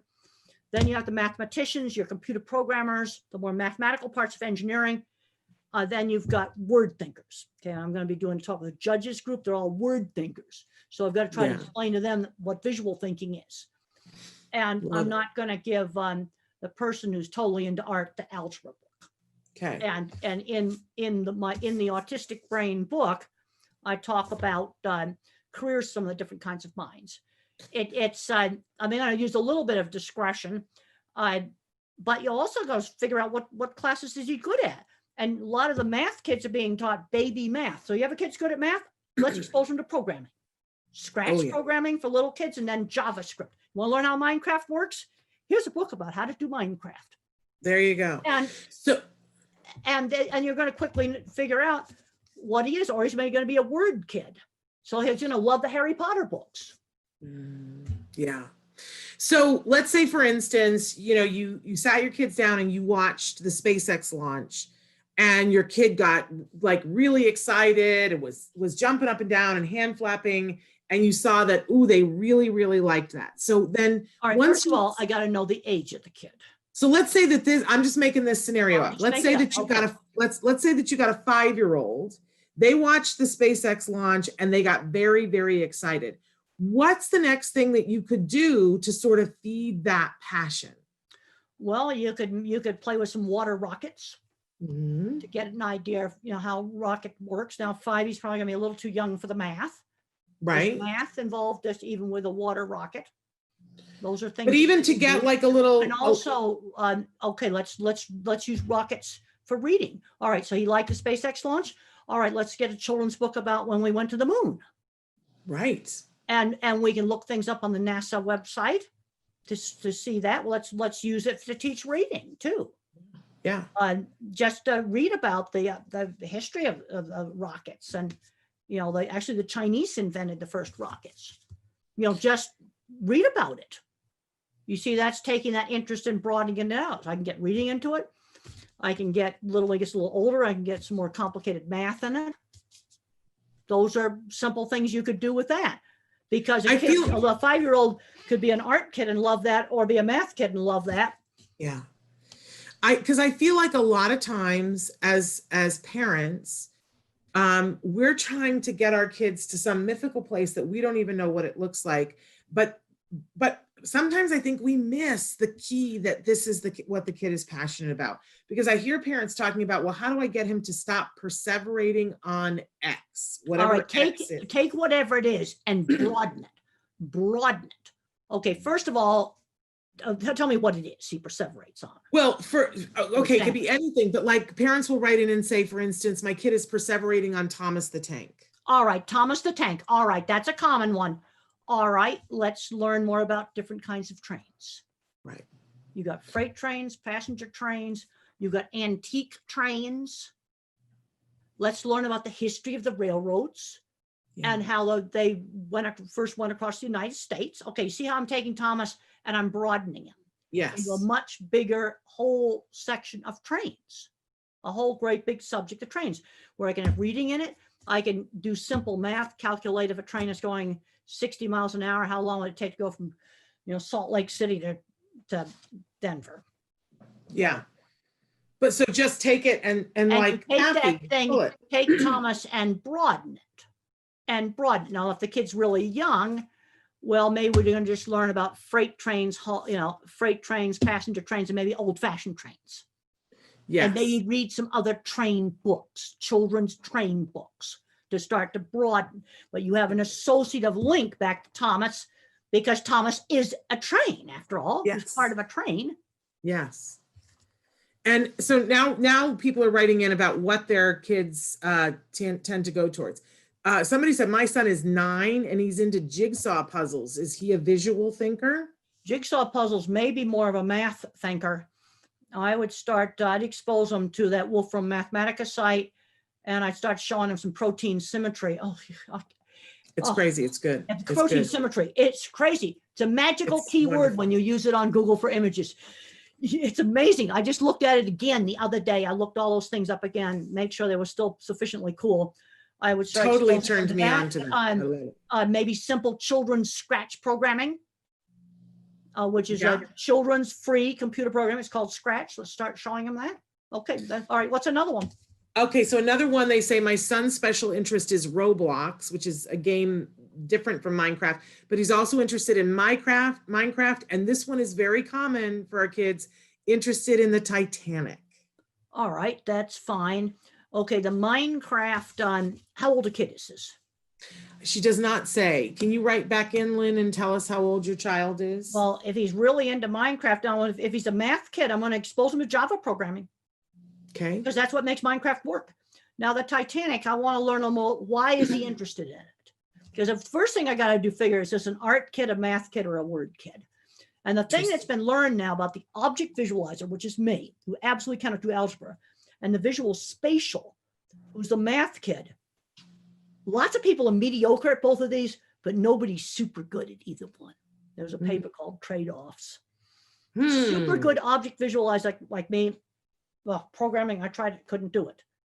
So I want to learn a little bit more about this kid. What is it about the Titanic that interests him? You know, maybe he might be interested in deep sea diving technology He's to go 10. look at the Titanic. Mom wrote back in and said he's 10 years old, Temple.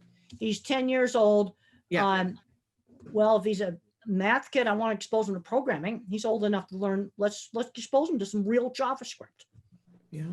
And you can get books on that. Another thing, there's a magic word that you use in regular Google searches called forum. If you just type JavaScript into Google, you don't get much, but if you type in JavaScript forums, whatever thing you're interested in, maybe dinosaur forums, dog forums, I don't care what it is, but you type that magical word forum in a search, it will pull you up, you know, some cool stuff you won't find otherwise. On the Titanic, I want to kind of, what is it to interest him? Do I take him kind of the engineering route? You know, they're exploring the Titanic wreck. Okay, maybe someone was interested in the love story on, you know, something on the Titanic. I want to learn a little bit more about it. If he's an art kid, well, let's do pictures of let's do pictures of the Titanic. All right, let's. If I'm an engineering mind, why did Titanic sink? There's engineering explanations for that. You see, you could go into, I could explore it from either an art way, you know, more of an engineering way. There's a lot of different things. I could broaden that interest. I need to learn a little more about his favorite subject in school, because I'm not going to push the physics stuff if he's absolutely awful in math. Right. Crystal says, my son is 7 years old, does well in math, but is obsessed with trains and transit. And we see that a lot. Transportation is common. Trains and airplanes, well, you see the reason he likes to watch the movement. Well, I just talked about Thomas the Tank Engine. You're going to do the same things with trains and transit. Yeah. I love the kids who study, they know the whole New York City subway map, and they know the train schedule for the Boston Transit. It's like amazing. Another person says that my daughter is also a jigsaw puzzle whiz, but hates math and is nonverbal. She's nonverbal, but jigsaw puzzles, often pattern thinkers are really good at it, especially if they're good at a jigsaw puzzle that doesn't have a clear picture, that you're not creating a clear picture. So you're not like find the blue pieces that be the sky, or the green pieces that might be the grass. She hates math, but she's really good at jigsaw puzzles. But there's different kinds of math. You see, one of the reasons why I want to get you on the Wolfram Mathematica site is that it gets into the real true pattern thinking. Not this, I think what way they're doing with the math now, I don't understand what they're doing. The other problem we've got with some of the math now, I was taught to borrow in subtraction. And if I hadn't been allowed to mark the paper, there's no way I could do it. But then you have other kids where they do it in their head. Let them do it in their head. They don't think the same way. And now we're getting questions about, because we talked about the perseveration thing, you know, and you were asking, like, what are they perseverating on? And we've got a young man who's 21 who perseverates on mom. Mom does not have custody of him, and he constantly repeats statements saying, And he wants to get back with mom. He says, and he's fully verbal or well, he repeats the statements, mom is coming, but in fact, mom is not coming. Well, yeah, he wants her. You see, that's just plain separation anxiety. Yeah. You know, that he wants her. Yeah. But it appears from what they've written that mom is not coming, is not able to come. And so that's really something for, you know, and it's not impossible even to talk to her on the video or something. See, I don't know what the situation is. I don't know either. You know, and does he feel better if he has a picture of her? There you go. Yeah, I mean, let's just try to think of or a card from her or something. Yeah. Somebody in my family used to have separation anxiety. And so a child, I mean, this is a 21-year-old, but they gave her a hanky from that person, and she could put it in her pocket and take it with her everywhere. And it made all the difference. Well, that's something simple to do. That's the kind of stuff I like to figure out. Maybe something like that could be done. Okay. So we've only got a couple of minutes left here, and I know we got to get you to lunch. I don't want Mark mad at me, but Yeah, I told him it was gonna be late, but I told him it was gonna be 15 minutes late. Okay. But but so to wind this up, so important that we expose our kids to as much as possible, and that we watch when they're exposed what excites them, and then, as you were saying, feed that passion by trying to find as many different ways to pull that well, yeah, passion out. transportation is a very common thing that these kids like, but and some of it is watching the motion. Even now, like, I mean, I've been on, I'm thinking how many airplanes, I still like to watch airplanes take off. Yeah. There's just something really cool about it. One of the things that I've enjoyed about getting to know you, Temple, is, I just think passion is the funnest thing on the face of the planet. And it's so easy to see when you're passionate about something, it's just so easy to see, it's recognizable. And I love it when we get talking about the things that you geek out on, the space things, partially because I geek out on them too, but it's just so fun to see how passionate you are about it. And I wish that as autism parents, we would take that and look at our kids in that way. What you got to do is you got to broaden so Yeah. so that the fixation isn't so narrow. Let's learn about some different kinds of trains. Yes. We do math with trains. We can do physics with trains. If the kid's more of a word kid, we can read about the history of the railroad. Yeah. Or the word. But what I want for the autism community is to start to embrace that. And as you said, broaden it out, but to stop. I think a lot of parents are embarrassed when their 14-year-old kid is into a toy that is more appropriate for a 7-year-old. And I think, all right, but let's put, Thomas is just one of the world of trains. Yes. All right. So let's start learning about Thomas's friends. Right. All the big Right. friends. But let's see that as passion. Just remember, let's see that as passion. He dressed the astronauts as superheroes. He did. And when the costume designer was contacted to do it, he thought he was originally doing it for a movie, and they designed the spacesuits. Then they had to bring the engineers in to make it actually work. And you know what I got to see during the 3.5-hour doc? What? They had they didn't show the astronauts putting the spacesuits on and off. They blanked out the video for that. And then when they were sleeping, the thing was just turned off. But when they got the spacesuits back on, one of them didn't quite hold the pressure quite right, and the controller was saying, "Now, did you see the white teeth on the zipper or the black teeth? You see, those color coded. If it wasn't quite zipped up all the way, you could see this different colored teeth." And they said, "Yeah, we could see that. It wasn't zipped up quite all the way." I didn't get to see that. Well, that was and they were discussing that, but they had to get the engineers to make them actually work. I love it. He wanted them to be cool. That goes back to things in childhood. It absolutely does. And so those things that our kids are passionate about, I think we need to embrace them. He wanted them to look cool, and the regular spacesuits don't look very cool. I love it. And basically, all those suits are for in case the cabin depressurizes. That's exactly. We adore you, Temple. You are such a gift to all of us. I hope you have a wonderful lunch, and we're having barbecue. Nice. I will share with our audience that you and I have talked about having you come back once a month to do this kind of thing on a different topic. And so we look forward to having you on in July, and we look forward to everybody being happier, healthier, and safer in July. But thank you so much for the time that you have spent with us here today. It's been just delightful. No, it was really good. And I just hope we get people to kind of think about things differently. Yes. Yes, and thank you for your wonderful words about Joanne. I will make sure that she gets to hear those. Well, that's good, because boy, she's someone she's done a lot of things. We got to just get out and do stuff. Yes, like Joanne. Everybody be like Joanne. Right. That's right. All right, Temple, love you. I guess it's time for me to sign off now. Yes. All right, you take care. Thank you so much. I sure will. All right, bye-bye. Great to talk to you. Okay. Thank you. Bye.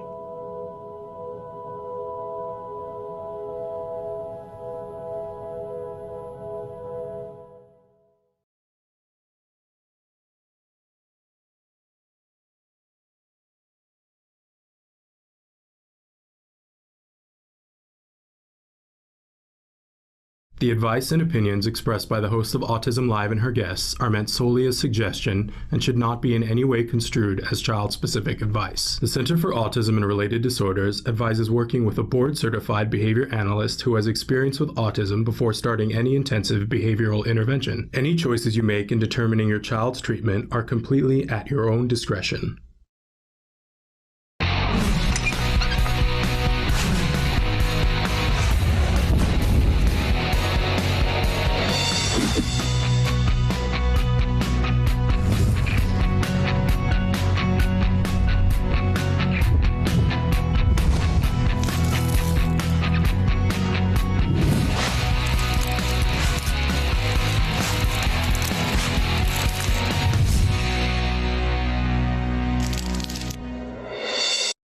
Good morning and welcome to Autism Live. I want to start by saying, first of all, happy birthday to Rachel Bird. She is an amazing autism mom and she's a really good friend, and we celebrate her today, and we're so glad to celebrate her. It's a lot of people's birthdays right now. Just looking at my Facebook and realizing how much, so if there's a bunch of you out there having a birthday today, happy birthday. And then I got to turn to some sad news and report that our dear good friend Joanne Laura passed away yesterday, last night. And there's a lot of things that I want to say about that, and that's going to take more than just today. But one of the things that I just am hanging on to for dear life today is that our beloved Spencer Hart, who has been on the show many times and is the opera singer that I was actually talking about with Temple Grandin yesterday, that didn't really have words until she saw Phantom of the Opera and then started singing, and has sung in China and has sung at the White House. Right at the moment that Joanne passed and Spencer was miles away, Spencer looked up and said to her mom, "Mom, I just saw Joanne walking through the ocean to heaven in a white dress." And that makes me very happy. I want to say two things about Joanne. That she was my friend, and I will miss her terribly. But I also want to say that Joanne came onto this planet and left it different than when she got here. And if you know Joanne's story, you know that she was born into circumstances that no one should be born into. That her first memory was being in a box, because that's where she was put as a child because there was no playpen. And that for all of her memories of early childhood are only being able to see above the box.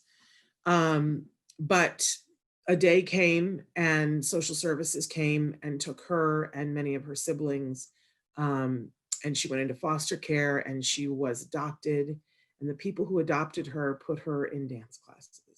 And that was the beginning of her finding her voice through movement.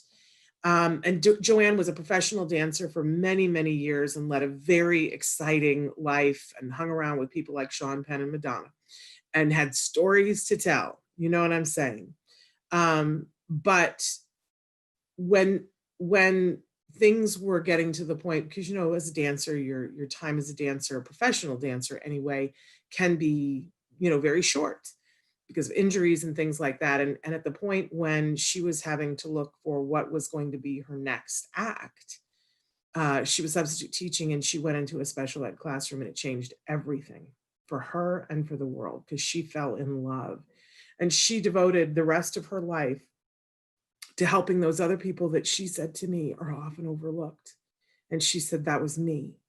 That was me. I was overlooked until somebody picked me up and took me out of that cardboard box. And all she wanted to do was take others out of their cardboard box and give them an opportunity to dance, literally, because she started autism movement therapy and helped individuals with all kinds of neurodevelopmental disorders to find the connection between their brain and their body. But she really made a difference, most especially in the world of autism, and went on to create Autism Works Now. And we're going to talk about all these things at length in the coming weeks. But I gotta say that people have always said, when you meet people in the autism community and you see what they're doing, a lot of times people will go, oh, well, so how old is their kid, right? It's not unusual for people to say that. And for people to say that about Joanne, oh, so how old is her kid? And the thing that we would all say is, some people would say, oh, Joanne doesn't have kids. But what we would all say is they're all Joanne's kids. They're all Joanne's kids.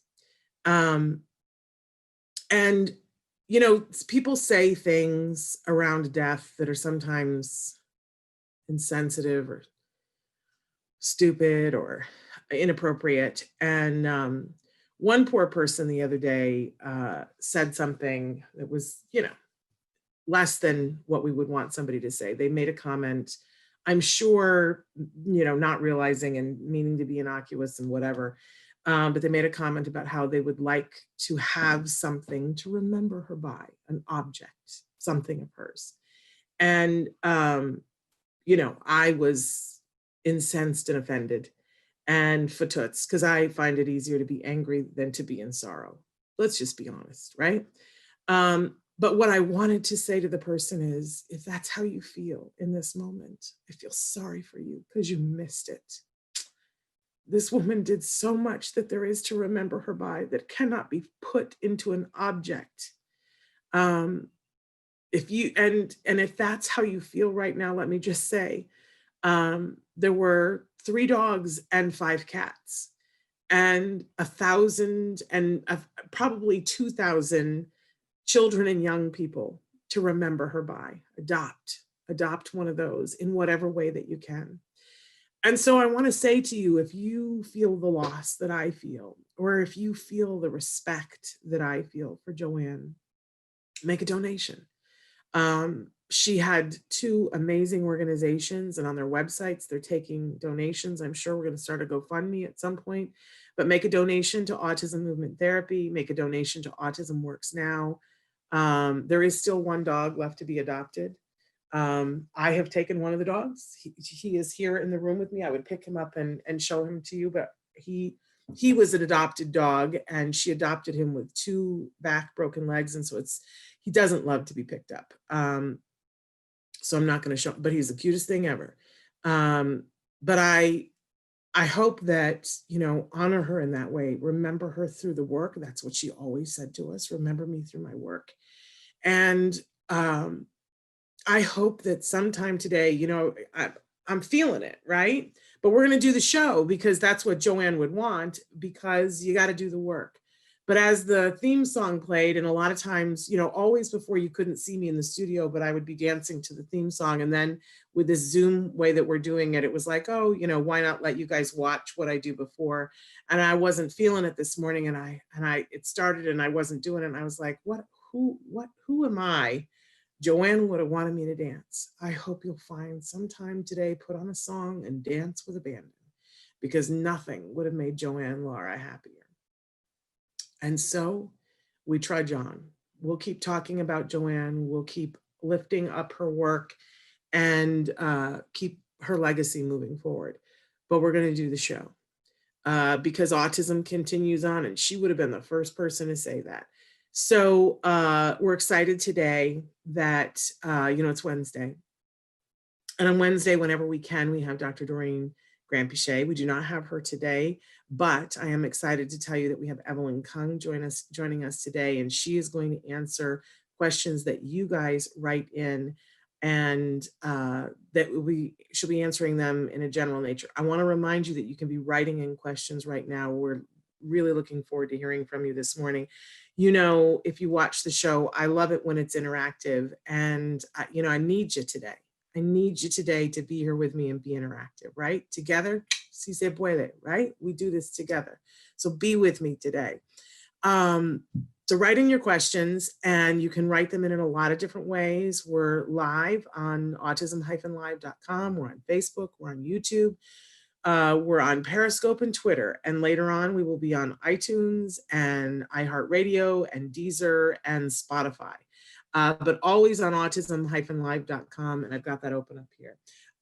Somebody wrote in and said, she sounds like an amazing person and she will be greatly missed in the world. Let me just tell you, the autism community took a hit last night. and we're all going to have to work hard to live up to what she started. It's absolutely true. And let me also tell you, she was one heck of a friend. So there we go. Okay, but I'm glad you're here with me, and thank you for your condolences that you guys have sent in, and good morning to all of you. So Evelyn, if you're here, if you would like to unmute and start your camera, we would. There you are. So happy to have you here this morning. So Evelyn, tell them a little bit about the role that you do at CARD, and I'm going to mute myself while I blow my nose. Go for it. I wanted to say, Shannon, Joanne was just amazing. You know, I know she was such a good friend to you, but I think she did so much good work, and it's going to continue to live on. I think that's exactly what you said. She wants it to move on and keep going. And, you know, that's the spirit of who she is in everything she does. You Absolutely. know, just keep going. And I heard her. Yep. I heard her this morning because somebody asked me if I was going to take a couple of days off, and I could hear her this morning going, "We do the work." Because the work doesn't end. Do the work, Shannon. Exactly. So yeah, so I'm my name is Evelyn Kung. I am the clinical director at CARD and the Center for Autism Related Disorders. I've been working with kids on the autism spectrum for, I don't know, almost 30 years. I lose count. And, you know, it's just, for me, it's really an honor to be here on your show and to be able to just talk to families. And I still get a lot of joy out of helping parents and doing fun clinical things and solving problems. And, you know, for me, I always say that's the fun part of this is the problem solving. And Shannon always just laughs at me and says, well, thank goodness. But for me, I think, you know, for me, it just energizes me to be able to think through and try to help people and, you know, try to figure out what is going on inside their heads. for those of you who are joining us for the first time, you know, my whole reason for being here is that my son was diagnosed at the age of 2.5, and he just turned 17, and he's remarkable and doing really well because he got the best of all treatment. He got really good quality ABA at the Center for Autism and Related Disorders, where Evelyn is still helping people. And Evelyn is a board certified behavior analyst and has helped, oh my goodness, I don't think we could put a number on it, how many people she has helped over the time that she has been at CARD and made such a difference and given people, it's like, I always say, you know, that CARD gave us back our lives, but it's so much more than that. That doesn't even scratch the surface. They gave my son the ability to have his whole life and to be able to communicate his needs and his wants. And that gave me my life and my life with him, which I would not have had. And then that feeds itself into other things. It's given him friendships that that the way he is and how he conducts himself has helped his friends. So it's just this ripple of amazingness that can happen.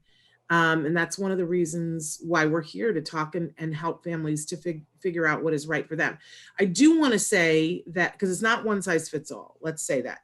But I also want to say that there is no expert in any, you know, field or any amount of time who could give individuals specific advice in this format, because you're going to write in and ask questions as specifically as you can.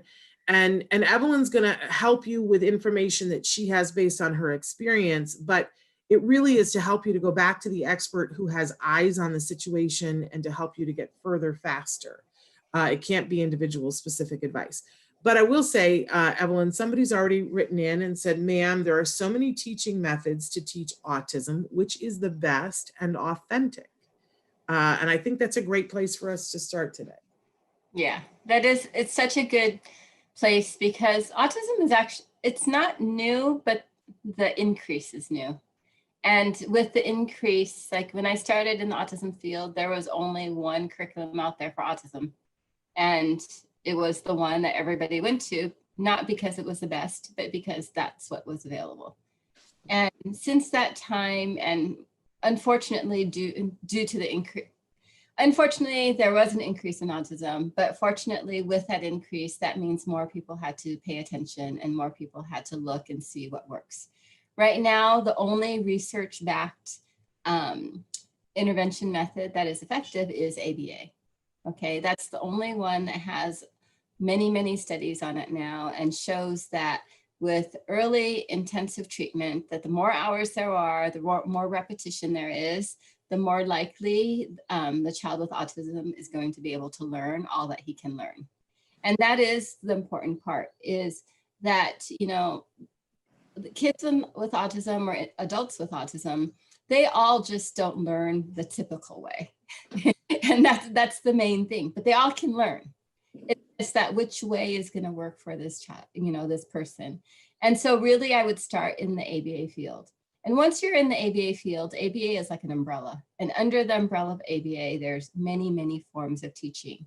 There's discrete trial teaching, which is very structured and very broken into small components and repetition, and doesn't look normal at all because of the repetition.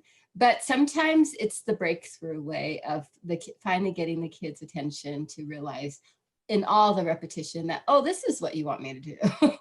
And, you know, and sometimes natural environment training, which is more natural and, you know, to day-to-day life, which I would say probably looks more normal, but the thing is you can't capture as many opportunities to learn if you're just waiting for opportunities to emerge.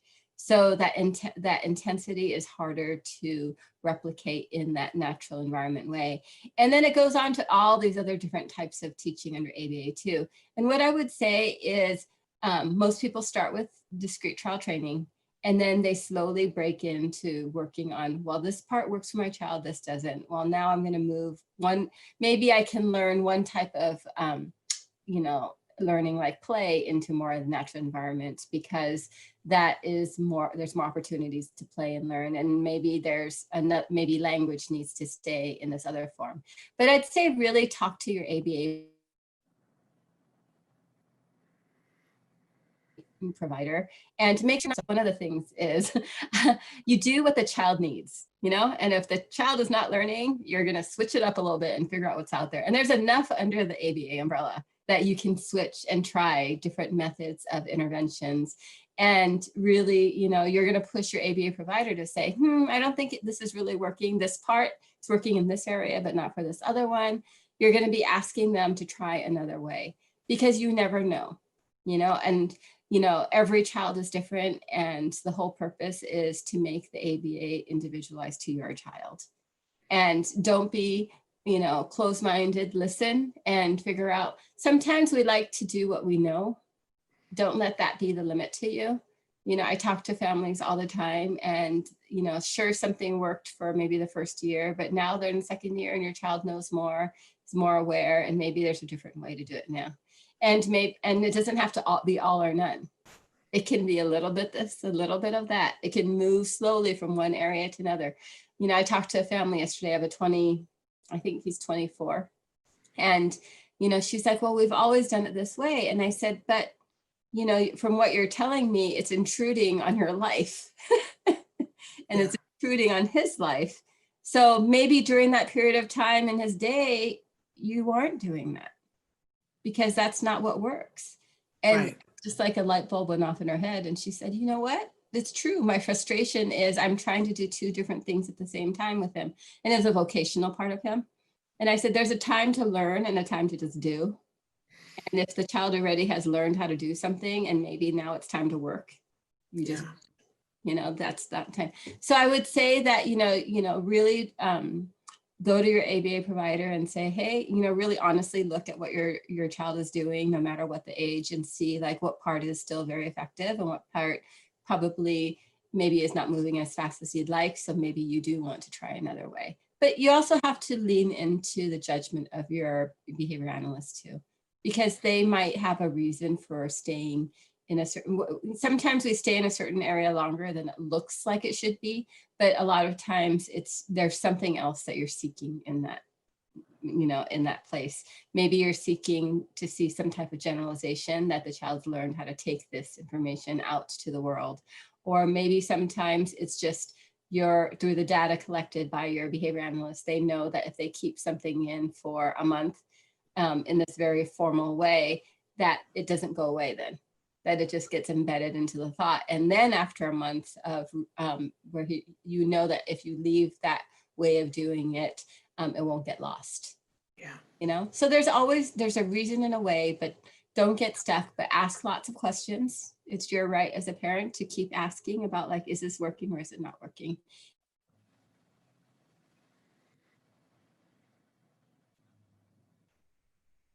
And just give yourself a break and give your BCBA a break. But, you know, there's many, under the ABA umbrella, there's a lot of different methods of teaching, and just take advantage of that. Yeah, I always say that ABA is like a toolbox, and that each child is going to create a different painting, and it's going to look different, but we got a bunch of tools. And for one child, we're going to use more of the tools at one end of the toolbox, and so on and so forth. So it is a toolbox, which means that you have to have a really skilled artisan to help you to use the tools. And those skilled artisans are called BCBAs, Board Certified Behavior Analysts. That's what Evelyn is. And there are tons of them around the world now. It is so important that you find someone who is a BCBA who is skilled in autism, because the truth of the matter is that ABA gets used in all different kinds of forums, not just autism. So work with a good ABA agency that has good skilled BCBAs. I only ever used CARD, and I love them. And so I speak about CARD here. It's just not a coincidence. It's because, as I said, they gave us back our lives and our child. I always say here, though, CARD is not the only ABA provider that is out there. There are many good quality ABA providers, but guess what?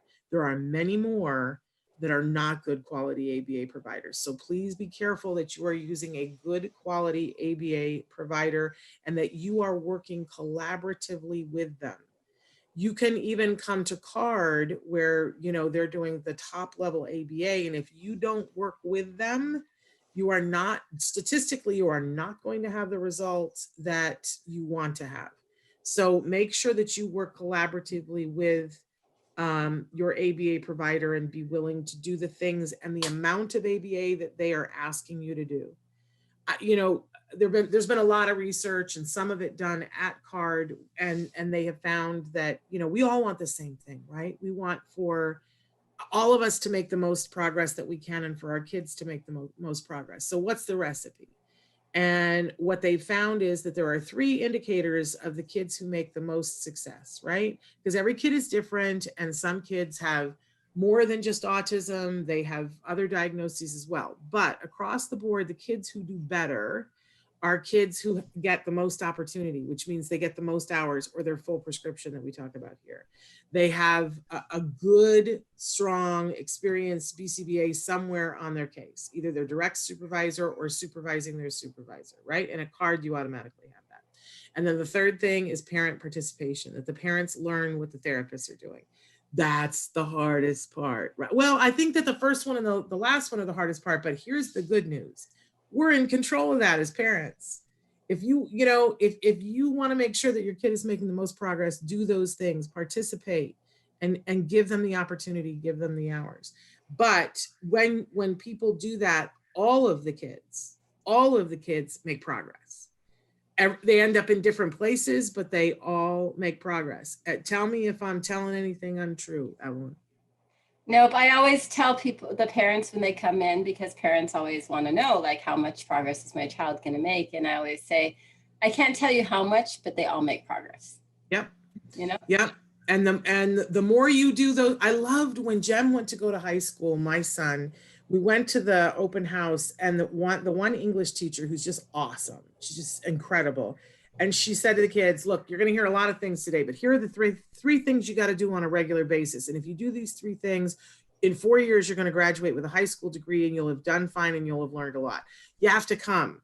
You have to be here, because if you're not here, I can't teach you. I'm good, but I'm not that good, right? And we didn't have distance learning then. So she said, you got to be here. Well, that pairs up with you got to give your kid the opportunity. And if you cancel your therapy or say, we're not going to do as many hours, they're not there. She said, you got to do your homework. And for me, that's the part where parents got to learn this too. And you got to try it, and it's going to be frustrating. And sometimes you're going to fail. you know, whatever. And the third thing that she said was, you got to ask questions.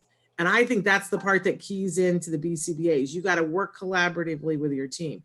But she's, you know, the three things: you got to be here, you got to do your homework, and you got to ask questions. If you'll do that's all you got to do. You don't have to do more than that. Just do those three things. And whenever we would get into a sticky gummy part of high school, I would say to him, are we doing the three things? Because if we're doing the three things, that's all we got to do. So I'm telling you, here are the three things you got to do. You got to get it. First of all, you got to start with ABA. Then you got to give your kid the most opportunity. Make sure you're working with a BCBA with your ABA, and ask them questions and work collaboratively with them, and then learn what they learn. If you do those three things, you are not going to end up in a bad place. So there, I've got a soapbox. Joanne would be happy. Okay. Somebody wanted to know what your thoughts were, Evelyn. Thank you so much. I'm saying hi to a bunch of people here, to Autism Mom Dubai, to V Flutter, to Gary Evan. Thank you so much. To, I'm going to say it wrong, Mahashwari. I love that name. To Jean, we're saying hello. And Jean wants to know, do you feel a service dog can help with autism? I actually, this is almost 30 years ago, was one of the families I worked with, I think one of the first families to get a service dog. Do a whole petition. It was before they were common. It was this whole theory, you know, out there. And, but we were like, hey, let's try, you know, it's a good way. Let's try to figure this out. And we went through the whole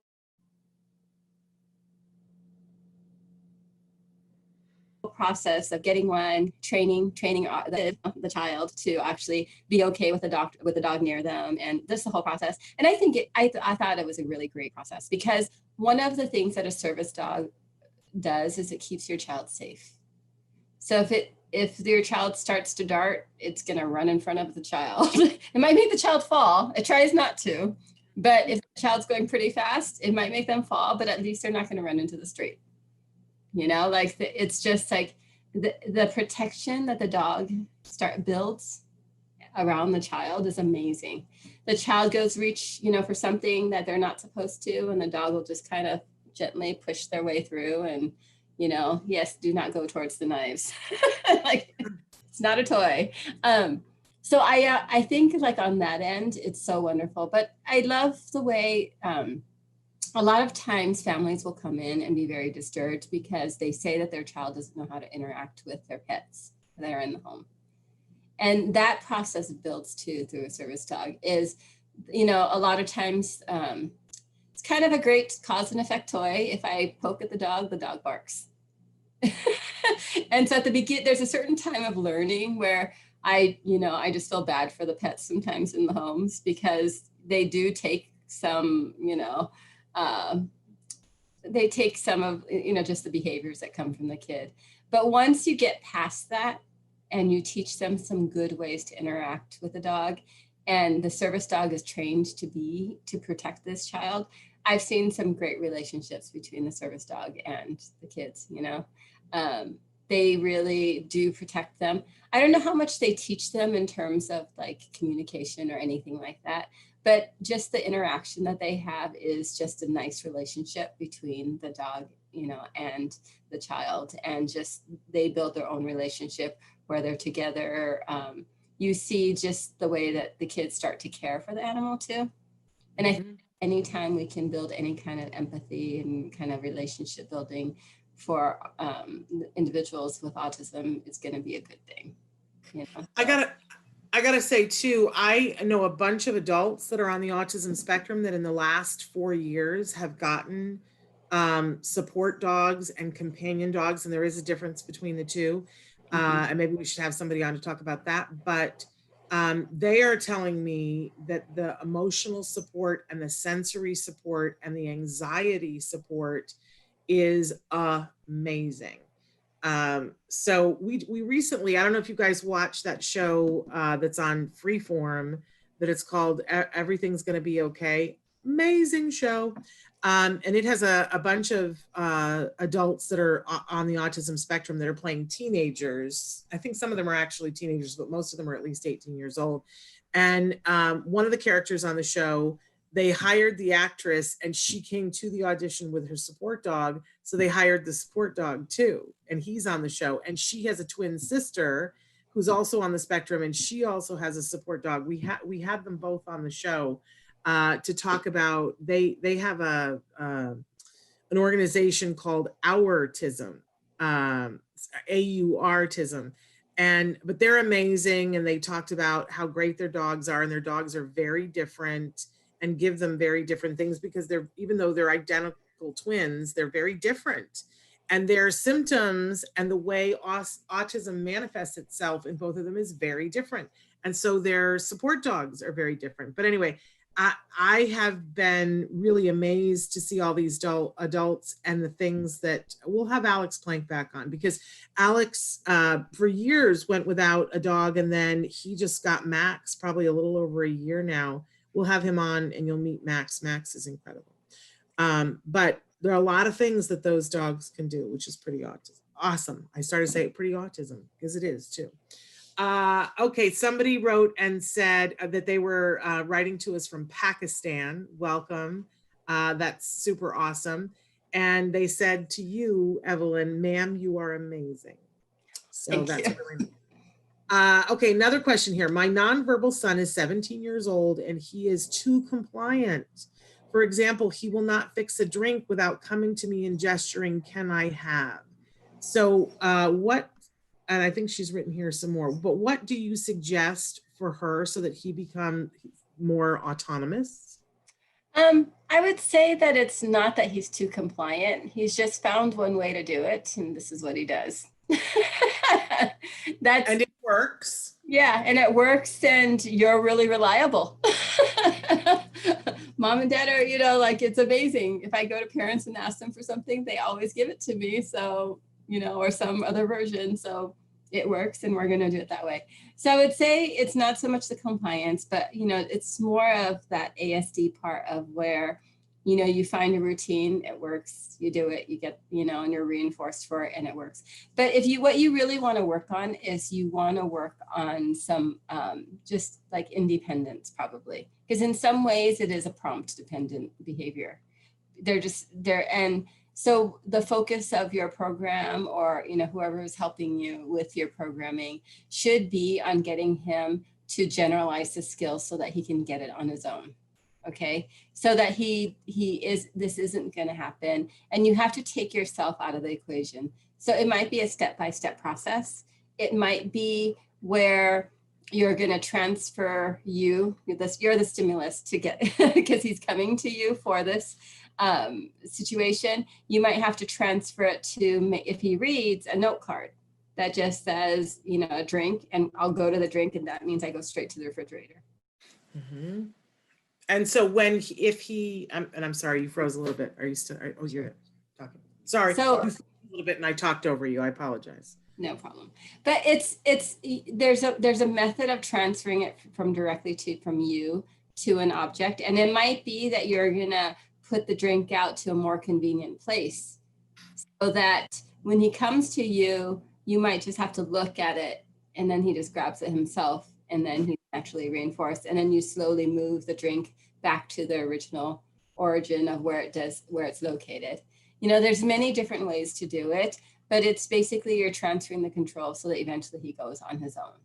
But just a warning, when that starts happening, you might have other behaviors come up, which is he might be at somebody else's house and just get up and go and grab that drink instead of coming to you. So then that means there's just other skills that you have to teach him.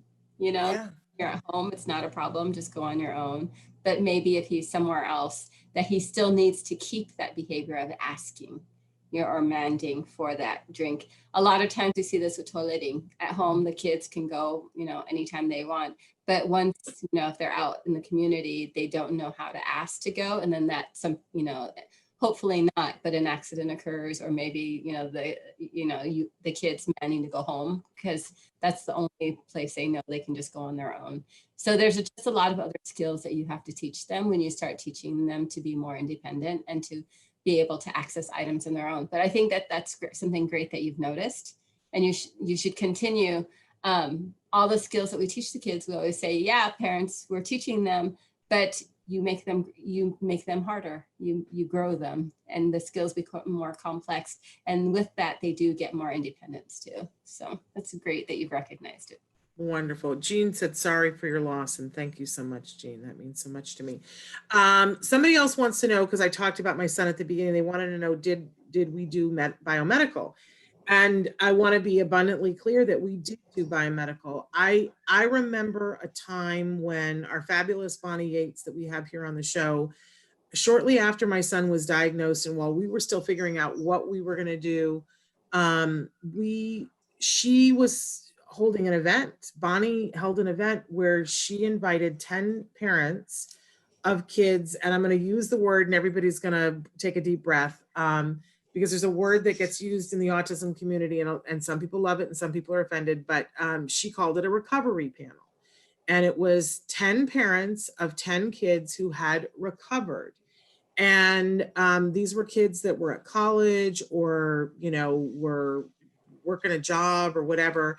And people could come to hear these 10 parents talk about what they did. And my husband and I remember Jem was still so little that we put him in one of those little umbrella strollers, right? The umbrellas. And which you can only put a little kid in there. And we went off to this event, and it was held at a studio in Culver City. And it was a ginormous room, and it was standing room only. I've never seen so many people jammed into one space in my life. There were so many parents that were there because everybody wanted to hear, because this was a long time ago. And all I remember is that they went down the panel and they talked about their kids, what they had been like before, what they were like now, what they had done, and what they felt made the biggest impact. And what I noticed was there were varying different, all the kids were different, and there were varying different degrees of what they had done and how their kids were doing. But what I noticed was that all of the parents on that panel had done ABA and had gone all in on ABA. There wasn't a single person on that panel that said, yeah, we did it solely with diet, right? But there were some people on the panel that said, we did ABA, but we also did diet. And we did ABA and we also did this, that, and the other thing. And I was like, but the common denominator here is ABA. So we were like, we got to get that ABA thing. And then I met a kid who was a card family, and it sealed the deal for me. I was like, I want what you're having, right? And that was it. I wasn't going to settle for anything other than card. But we did do some biomedical. We did diet. We did the gluten-free, casein-free diet. Eventually, we did this, a very short, and I mean like 22 days of the specific carbohydrate diet under medical attention.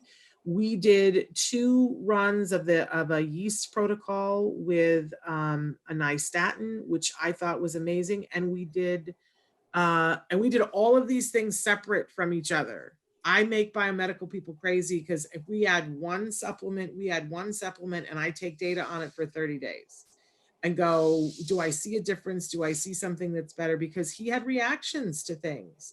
Everybody told us, because he would pick up things and he would look at them out of the corner of his eye like this. And everybody told me he had to be on a really good fish oil that had vitamin A, because that'll help that a lot. And it made him whack-a-noodle. The minute we gave him fish oil, he had the opposite reaction. And our doctor said, I have never seen that in a kid before, but we pulled the vitamin A in the fish oil and he was fine. So we went super duper slow, and I encourage people to do that. But the gluten-free, casein-free diet worked for us. We did the methyl B12 shots, and we waited till he was 7 to do those. And that was amazing for him. We saw a huge burst in language when he did the methyl B12 shots, but it was after we had gotten the yeast under control for him. So we did do those things. And I do talk about how those things attributed, but I just want to be clear that if he hadn't had the floor of ABA, I don't think they would have been as successful. I do think that getting him on a gluten-free, casein-free diet, and eventually we got him organic too. And I think that that's a big deal.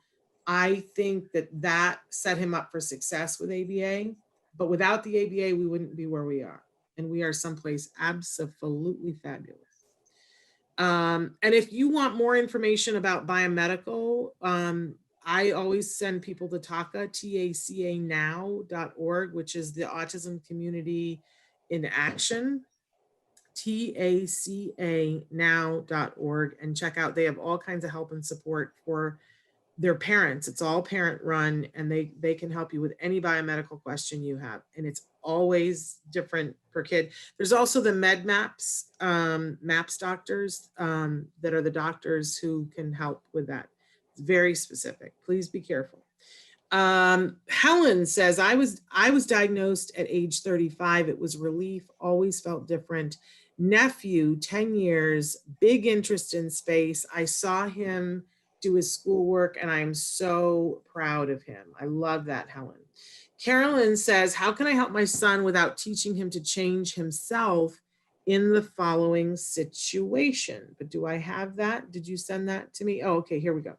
He is 9 and feels insecure and uncomfortable in social settings, even when one-on-one. He tends to make funny faces instead of responding with words, and then we prompt word responses and he will. But then I've embarrassed him in front of the other person in the conversation. He tends to have his arms in an awkward stance and make a funny face when he should be responding. I should also add that he is in a mainstream school and fully verbal. This breaks my heart a little bit, because I remember a time, Ev, when I came to you because Jem was still having a little bit of difficulties. And one of the things that we had, he walked like a cartoon character. And the other kids would look at it and go, because when you just said he has a funny stance, and Jem would just sort of galump along and walk like a cartoon character. And you're the one who helped us with that, Ev. You're the one who pointed it out to me and said, you know, what is this about? And here's what we're going to do about it. Because it was an inefficient walk to begin with, but it was this awkward way of holding himself. So that breaks my heart a little bit that your guy, your 10-year-old, is having issues, but of a different nature, but still that awkward sort of thing. So Ev, what do you want to say to this? I would say not in the situation is when you're going to practice inhibiting his facial expressions. This kind of happens, you know, there is something neurologically, like, I think it has, one time, this is research from years and years ago, but, you know, there is research out there that when they would show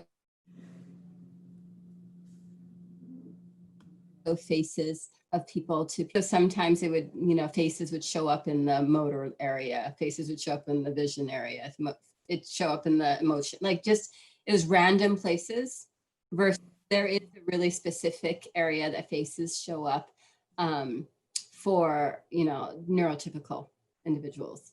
So I think it's related to something in there, but it usually comes around in elementary school, and it usually has to do with some kind of a little bit more of an intense or novel situation where our child has to respond. And instead of responding what would be so-called the right way, they make faces, or they'll like laugh suddenly, almost like a nervous laughter, or just, it's just some facial expression comes out inappropriately. And what I actually would do is, first I would talk about the situations to make sure they understand whatever the situation was.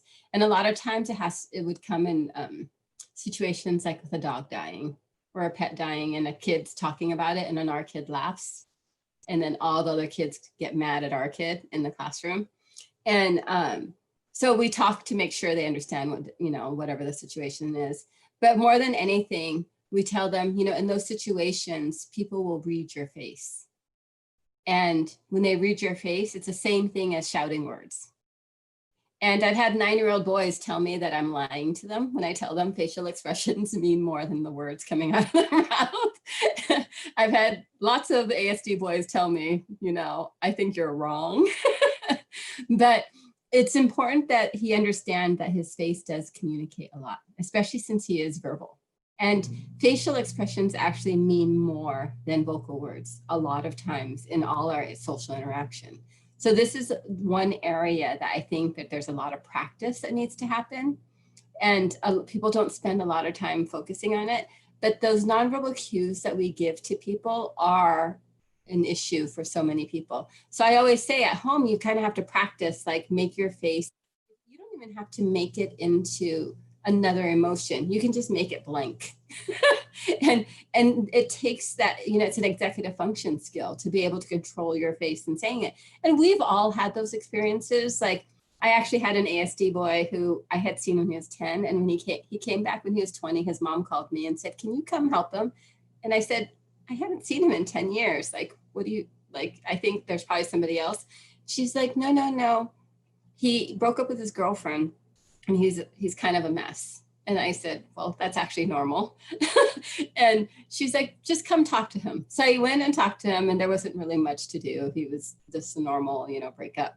But then right before he went back to school, he called and he's like, "Can I see you?" And I said, "Okay." You know, so I went, and he's like, "If I see her on campus, what should I do?"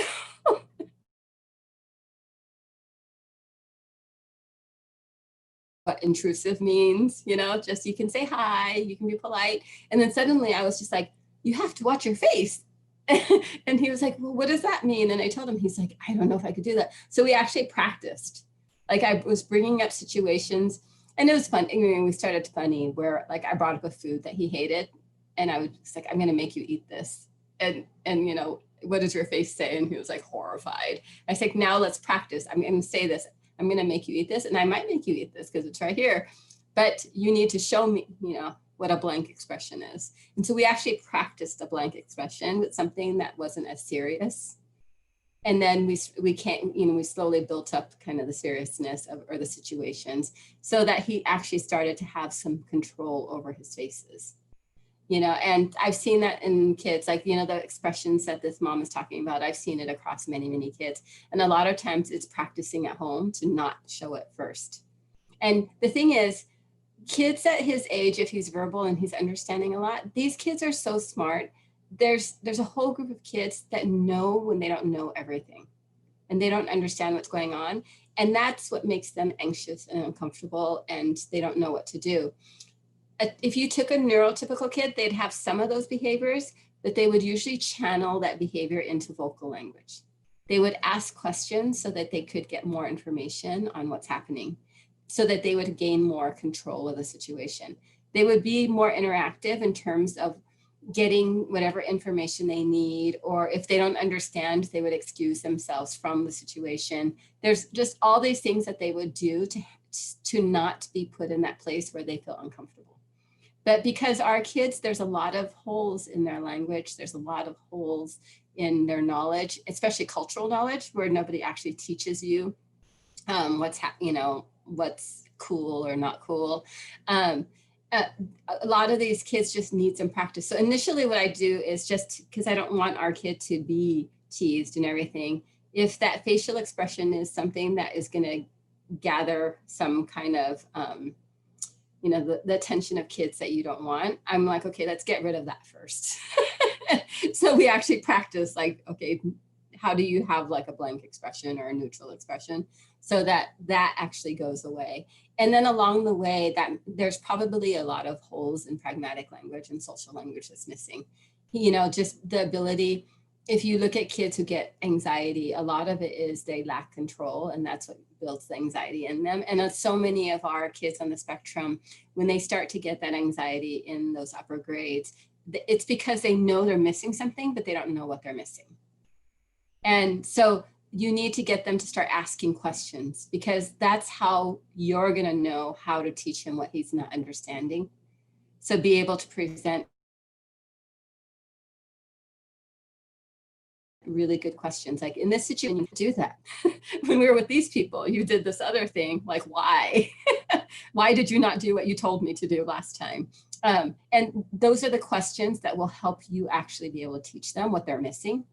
If you just go in and just start talking to them about whatever it is and giving them information, you don't know what disconnect or what illogical thinking is going on. So like the way that we work with little kids, I always say we take baseline behaviors, right, on data.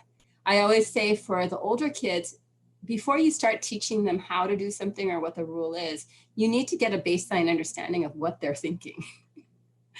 you know, all those social situations, get a baseline of what they know, what they understand, and then you can fill in the holes. But if you just, too many people just come in and just start teaching and without knowing what the holes are or what weird logic is there. And so that's what I would encourage you to do, those things. You're muted. I know, I'm sorry. I want to say to Christopher, because when I was describing the biomedical stuff, he wrote it and said, Shannon, what you're describing sounds a bit like what SSRIs and SNRIs do to me. Those rank among the most terrifying experiences of my life. And I want to make sure that part of why I said with the biomedical to be very careful is that, you know, we are our own ecosystems, and anything you put in your mouth has an effect on your ecosystem. And so you want to be very careful. And I mean anything. Like if you drink too little water or too much water, you're going to have a very different effect on your ecosystem, right? So even water, you know, when I eat gluten, my ecosystem goes haywire. It does not respond well, and it's bad. It's just so bad. Nobody wants to be within a mile of me because I become angry when I have wheat. Woo, through the roof anger. Inconsolably angry. So I think that everybody needs to be very careful about what and be aware of what they're putting into their ecosystems. And that's why I said we were very careful, and I made people crazy because we would try one thing and see if it helped or it didn't help. And then if it didn't help, we took it out.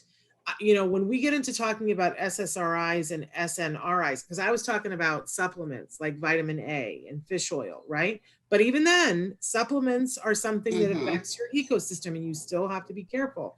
And it does make me nervous when people go, well, I'm going to add these 22 things to my, all at this on the same day to my ecosystem or my child's ecosystem. I go, yeah, I wouldn't do that, right? But I'm not a doctor for a very good reason. But when we get into talking about SSRIs and SNRIs, we're talking about prescriptive medicine. And that's a whole other realm where you need to be working with professionals. And if you have a kiddo, you need to be very mindful. And I really appreciate you saying that, you know, for you, that was not the ticket. And I do want to address, he had a question, Ev, and unfortunately that's going to be the last question. And I know that you guys wrote in more questions, and I apologize. I found out from one of my parents about 2 years ago that I'm actually on the spectrum, Asperger's. While that helps explain many of the issues I had as a kid and some that I still have, the records of that no longer exist due to the amount of time that has passed since the original diagnosis. Any advice with regards to issues I have multitasking, fluid communications, and social skills, processing those things and how they relate to my job and those around me that don't always understand the struggles, my struggles to just fit. And I do want to say this to everyone, since, you know, Christopher brought up both of these things, that, you know, there are some people who do need an SSRI or the other one, which I don't remember, you know, I'm not good at those terms. But I always encourage parents of kids that we look at things behaviorally before we jump to medicine, prescriptive medicine, because a lot of time, not always, but sometimes behavioral, and the things that he's describing here seem to me to be behavioral. Yes, Evelyn? Yeah. The whole diagnosis aspect, one of the things that I think is different at CARD a little bit is I actually don't, it's good to, I'm so glad that, you know, your parents told you and that it helped answer some questions about being, you know, having Asperger's.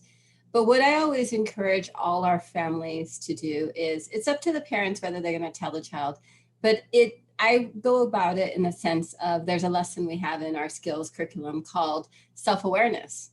And it's just learning to be aware of what are you good at and what are you not so good at. And if you start to identify what areas are not so good, like you've said, you know, some of your social skills or some of these interactions, it's easier to actually target and work on getting that to be better.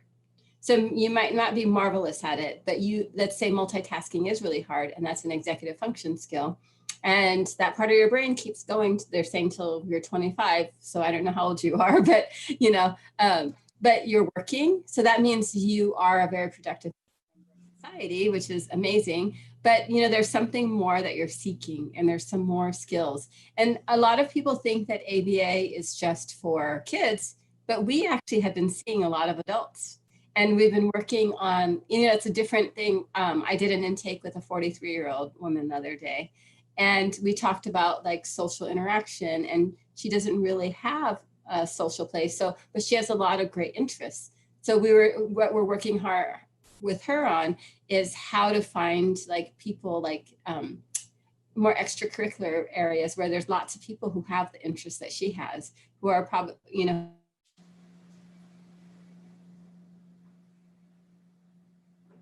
very difficult. She didn't identify as difficult. It's just that when COVID came, suddenly they're rushing people out of the doors in grocery stores. She couldn't be hurried. And she would start to buy the wrong foods and, all of those kind of things. So we talked about how to organize herself and creating structures. So if you have executive function difficulties like multitasking, it may never be your strength, but you can learn how to compensate. How can you compensate in doing some of these skills? And that is something that you can learn from your ABA provider. So if there are social skills that you have that you feel like you're missing, or situations that you don't know how to handle, that is another place where you can actually get some ABA assistance, because in learning how to create some of those areas or those rules that you didn't know about in terms of specific social that you have, and just working on them one at a time, and that is something that ABA still helps. And one thing that this woman had said to me is she said she went to actually a social skills group meeting, like it was an outpatient inpatient version. And it scared her more because the people there tended to have, more like alcoholism, drug abuse, sexual abuse, like other issues. And she was like running out of there saying, my issues are not the same as yours. In fact, they were scaring her more. So when she came to us, we said, okay, let's work on, so let's talk about social interaction. Where does this happen? Hey, let's create some situations where we can work on some rules, and then let's go out in the community and we'll practice some of these, in her daily community. And she has a job. She had 2 bachelor's degrees. She was amazing. But it was just one of these things where you can still learn how to do that. You just need a little bit more direction. And, I would encourage the ABA part to help you get better, especially since you notice it and that you are actually seeking some assistance. So that's great that you actually recognize it, because that's the first step. Thank you so much for that. I want to thank everybody for being here. This is Charles. We call him Cheese because that's one of the things that Joanne called him. Joanne used to have a dog named Mac, and then she adopted Charles, and so that she called them Mac and Cheese. And then Mac passed away, and so she got another dog, Hamilton, and so they became Ham and Cheese. But so this is Cheese. He's our new love, and he's shaking because he's like, I don't understand what's happening. But he came over and while you were talking and asked to come up. So I thought that everybody would say hello to Cheese. This is one of Joanne's many, many loves, and he is now our love and here with us. So say hi, Cheese. We're out of time. Please donate to any of Joanne's organizations. Please find a minute to dance today with abandon and remember Joanne. Thank you, Evelyn, for being here. It's always so informative. And thank you for all of you for being here. It was amazing to be here with you today, and I appreciate you being here with me. And happy birthday again to Rachel Bird. We'll be back tomorrow. Ooh, see the dog fur fly. He's shedding. We'll be back tomorrow. Yadira Calderon, who also had a birthday this week, is going to be with us tomorrow, and we'll be back with more Autism Live then. Until then, give your kiddos a hug from me and one for you too. Bye-bye for now. Say bye, Cheese. Bye-bye. Bye-bye. You want to get down? Hold on. Hold on. Here you go. What a good boy Cheese is.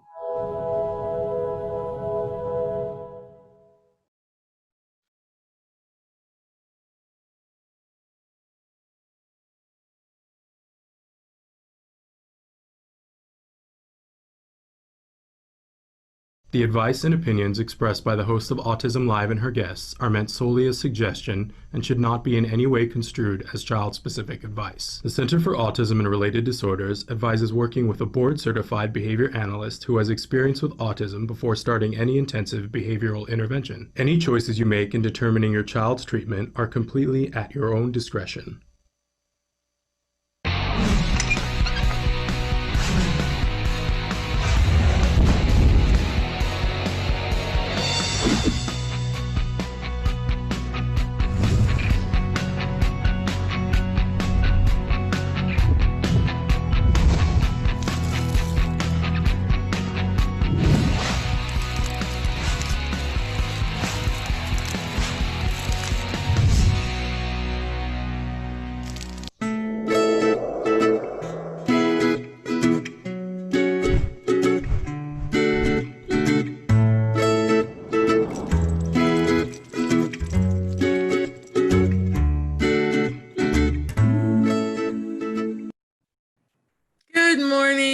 Welcome to Autism Live and to Let's Talk Autism with Shannon and Nancy. Good morning. How are you? How are you, Shannon? You know, I'm just going to be honest because I think it's important to keep it real here that I'm having a tough old time. Yeah, I hear you. I think a lot of us are. Yep. And it's cumulative. It's there's a whole bunch of things all at once going on that are just Right. kicking my keister. And I have said this, if I've said this once, I've said it 20 times this week. I have a hard time being in grief and in fear and in all of those emotions. And I migrate quickly to anger. And I've been angry at everyone and everything for the last couple of days. And I'm trying to meter it, trying to go, is this something that's worth being angry about? And do you need to advocate here? Or do you need to take a deep breath? But woo, it has not been fun to be around Shannon. It's a tough week for all of us. That obviously we are dealing with the death of Joanne Laura, which has been devastating for all who know her. Yes, and we've been talking about that all week. And even, as the show starts, there's a moment where I got to be silent before the show, and usually it's this meditative moment. And I just, oh man, I find that it's like the black clouds start to close in, and then Traven plays the opening song. And usually, I dance during the song, and I've had to I'm not dancing, and then I hear it and I go, oh no, Joanne would want me to dance. And so then I make myself dance and I feel a little bit better. We've been asking everybody all week, Nancy, to find a minute out of your day to just dance with abandon, shake it off and dance with abandon, remember Joanne. And it's dancing is a good thing. Put on some music, act like nobody can watch, nobody can see, right? Right. We have a big show today, and I want to remind everybody, we want you to interact. We want to hear from you. I've been saying every morning to people, Nancy, that I love the interactive part of the show, and I really need it right now. Mm-hmm. So participate right into us. Tell us you're listening. Tell us what's on your mind. Tell us what you're mad about or what you're having a hard time with. But we do have a big show this morning. Right out the gate, I believe she's probably with us. Karen Nolte joins us from research, and a little bit later on, we're going to be joined by Matt and Nava Asner. We will talk a little bit about Joanne, but we want to tell you we want to get back to the work, like Joanne always said. Right. Let's focus on the work. So we're going to have them tell you about some things that they have going on that are really great. But Traven, is Karen there? Can we pop Karen in? And Karen Nolte, as I mentioned, she is part of the research team. Oh, I'm hoping, there she is. Karen, I was afraid, I was like, she may not know what the code is. And anyway, thank you for being there. Of course. And you look lovely. And what a nice background. Doesn't she look like all official and like she planned it out? Yes. Okay. So, Karen, tell us what you do, because I was just saying you're with the research and development, but tell them what you do and then tell us what we're talking about today. Sure. So I head up the research and development department at CARD, and that involves, running research programs, supporting employees and families with research, and, everything in that domain. Wonderful, wonderful. And so you and other members of your team join us about once a month to talk about research topics. and to kind of give us an understanding of what's happening in the world of research, both at CARD and outside of CARD, and what's important, and translate it. Because Nancy, like you and I have tried to translate this, and we're like two women in the dark with a flashlight with no battery. Right. That's so true. Yeah, we're glad that we've got Karen here to translate it for us today. Yeah. Glad to help. So what are we talking about today? Sure. So one of the prominent journals in ABA, which is called Behavior Analysis and Practice, put together this emergency series, really focusing on giving practical tools and tips to clinicians and parents around this pandemic. And I picked one of the articles that I wanted to share because it really focuses on practical tips for parents and caregivers. It's written in parent-friendly language. So if any parents are interested in looking at the article itself, if you Google the title, it'll come up pretty quickly. And I would encourage parents to look at it because it's actually accessible. So the article is called Promoting Functional Communication Within the Home, and it's by Bondi, Horton, and Frost. And two of those authors were involved in developing PECS, which is Picture Exchange Communication for individuals who are non-vocal. So some of your listeners may know PECS. So these authors are very versed in the area of communication. And in this article, they talk about 9 what they call critical communication skills and give practical strategies for families to use at home. All the strategies are backed by research, but they don't include research in the article to really focus on the practical nature of it. And I do want to say I tend to use the language your child, but these strategies apply for teens, adults, doesn't matter how old your child is. So I'll jump right in here. The first critical communication skill is requesting reinforcers. And this involves identifying highly preferred items or activities that your child really likes and identify how your child can request those things throughout the day. And a request can be exchanging a picture, saying a word, saying a sentence, and you want to do whatever is easiest for your child here. And I really like the article pointed out to also look at things your child needs, but maybe doesn't really see as preferred. So for example, when your child's eating yogurt, you need a spoon. They don't necessarily like spoons, but when you're eating yogurt, you need a spoon. So if you give them just the yogurt and then prompt them to ask for the spoon, that's a great way to foster communication and get those skills going a little bit more. And the key that they also really focus on with this is to really focus on creating situations when your child is calm to work on requesting, as opposed to waiting for your child to have a tantrum or have an issue before prompting these skills. So that's really the first strategy they talked about. The second one is all about requesting help and assistance. And for this, you also want to identify natural opportunities throughout the day when your child needs help. And what you do is you want to focus on prompting them to ask for help in those situations. So this could include, giving your child a Ziploc baggie that they can't open.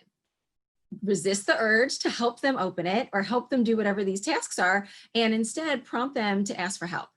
Again, whether that's exchanging a picture card or asking for help, you want them to request that from you, and then you give them that assistance to help open that Ziploc baggie or whatever it is. Other examples are, opening up a Tupperware container, taking a cap off a marker, putting on their shoes, blowing up a balloon.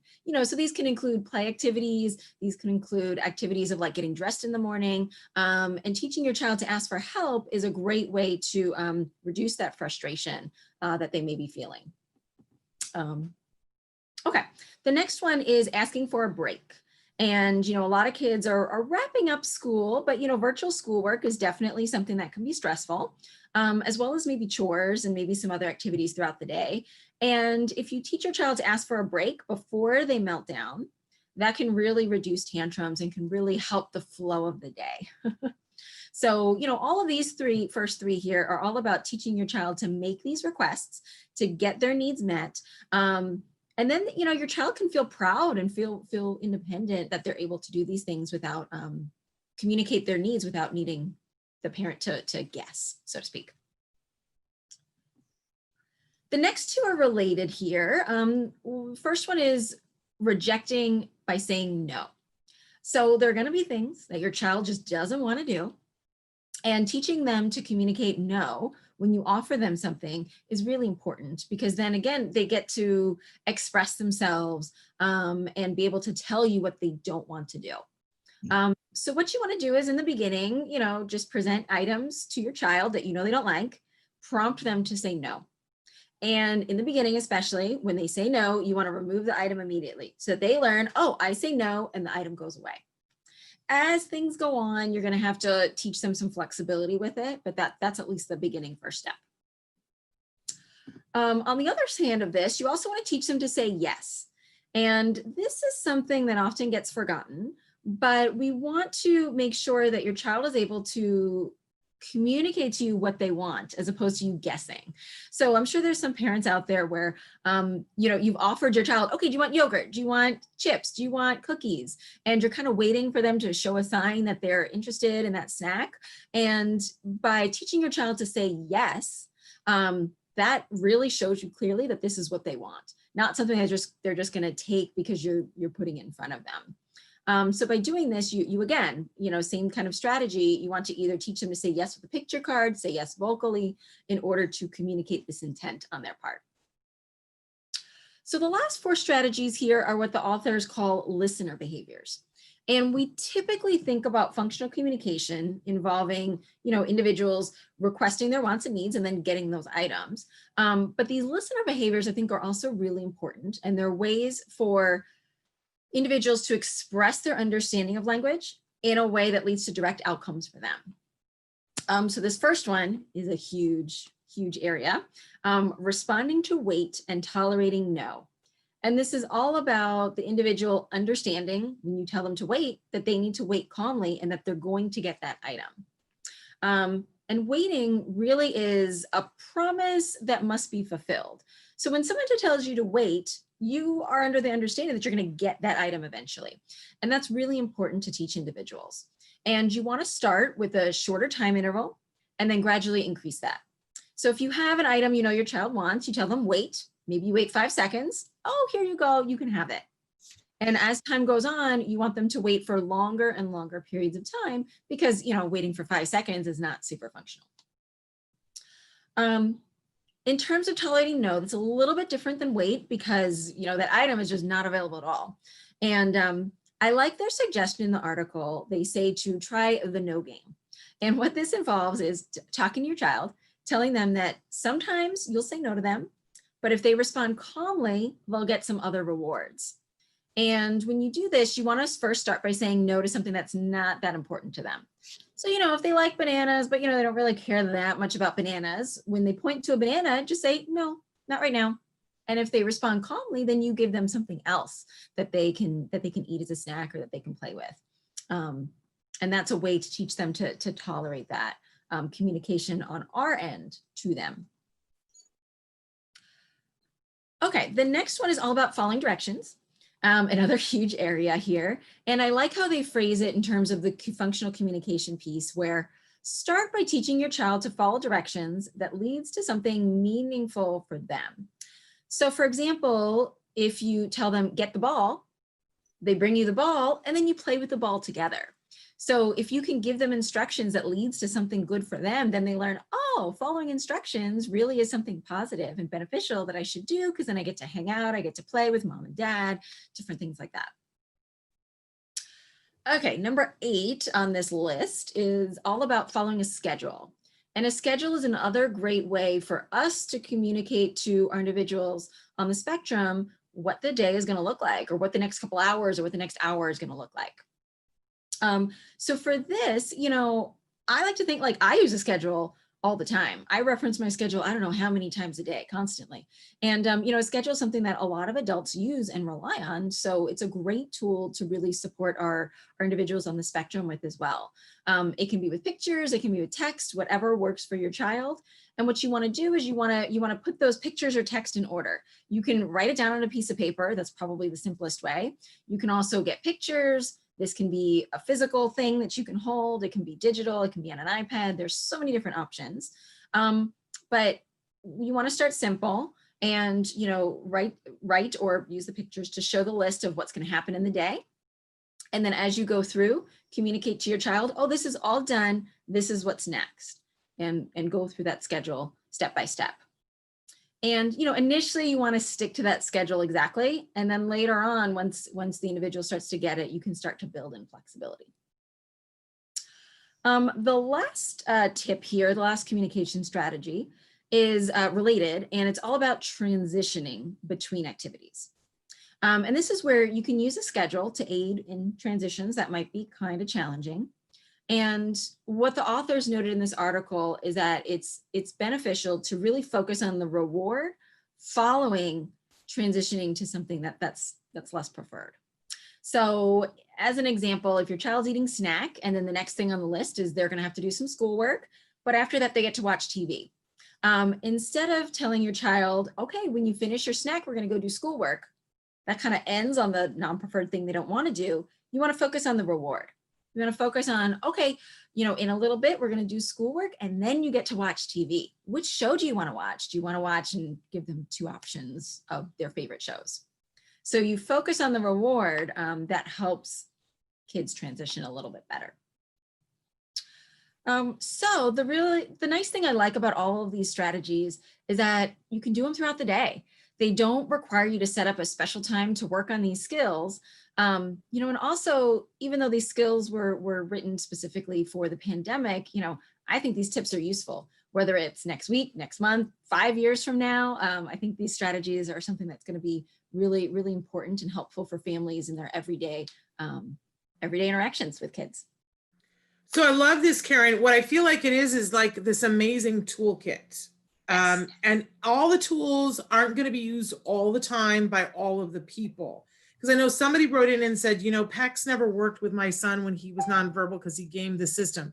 And the thing about one of the things that I've learned that you guys have taught me is that, you know, there's more than one way of doing things. And since our kids are all different, and we say when you've met one person with autism, you've met one person with autism. And one of the frustrations that we have maybe with, like, you know, general public school is that this is the teaching method. And some kids fit into it and some kids don't. But ABA says, here's the toolkit. If this didn't work with this individual, not even kid, because we're talking teens and adults, right, then on to this other strategy and let's try that. And I think that that's one of the great gifts that ABA has given to my family, is that, like, okay, it says that the kid is never wrong. The learner is never wrong, but we're just going to, and that it's not that they're unable to learn it. We just got to keep trying till we find the way in to teach it.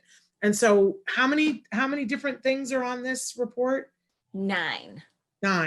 So 9 different things that you guys could access as a parent today and go, all right, well, I haven't tried this one. Let me give this a whirlski. And where can they find it again, Karen? So again, if they Google the title, it comes right up. It's Promoting Functional Communication Within the Home. And the authors are Bondi, Horton, and Frost.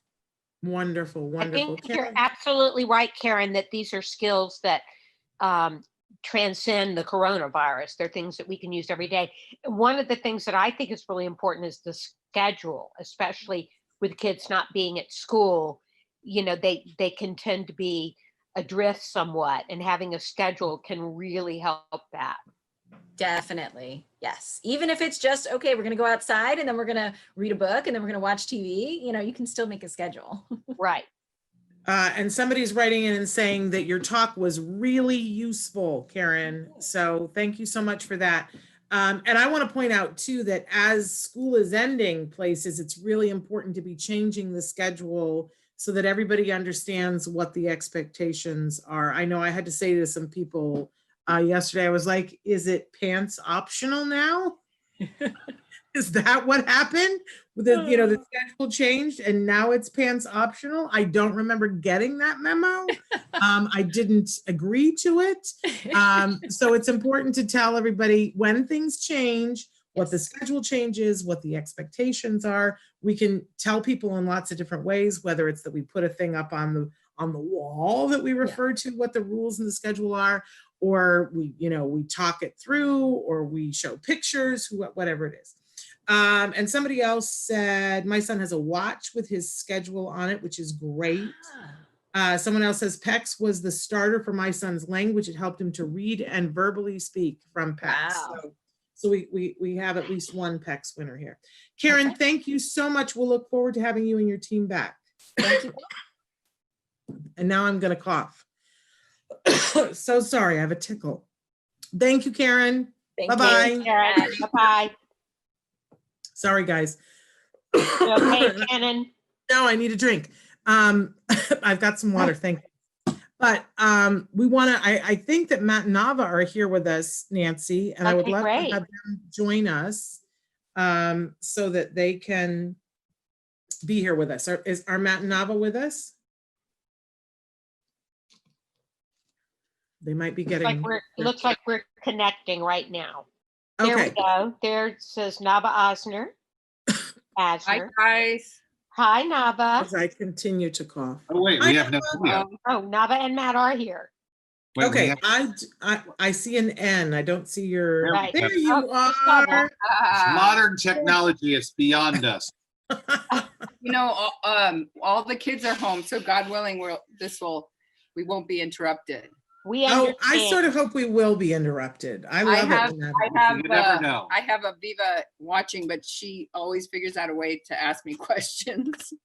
we would love to see Aviva. We'd love to see the entire Paskowitz Asner Brady bunch. So it's all good. Come on. Be careful. Be careful what you ask for. I know what I'm asking for. I love them all.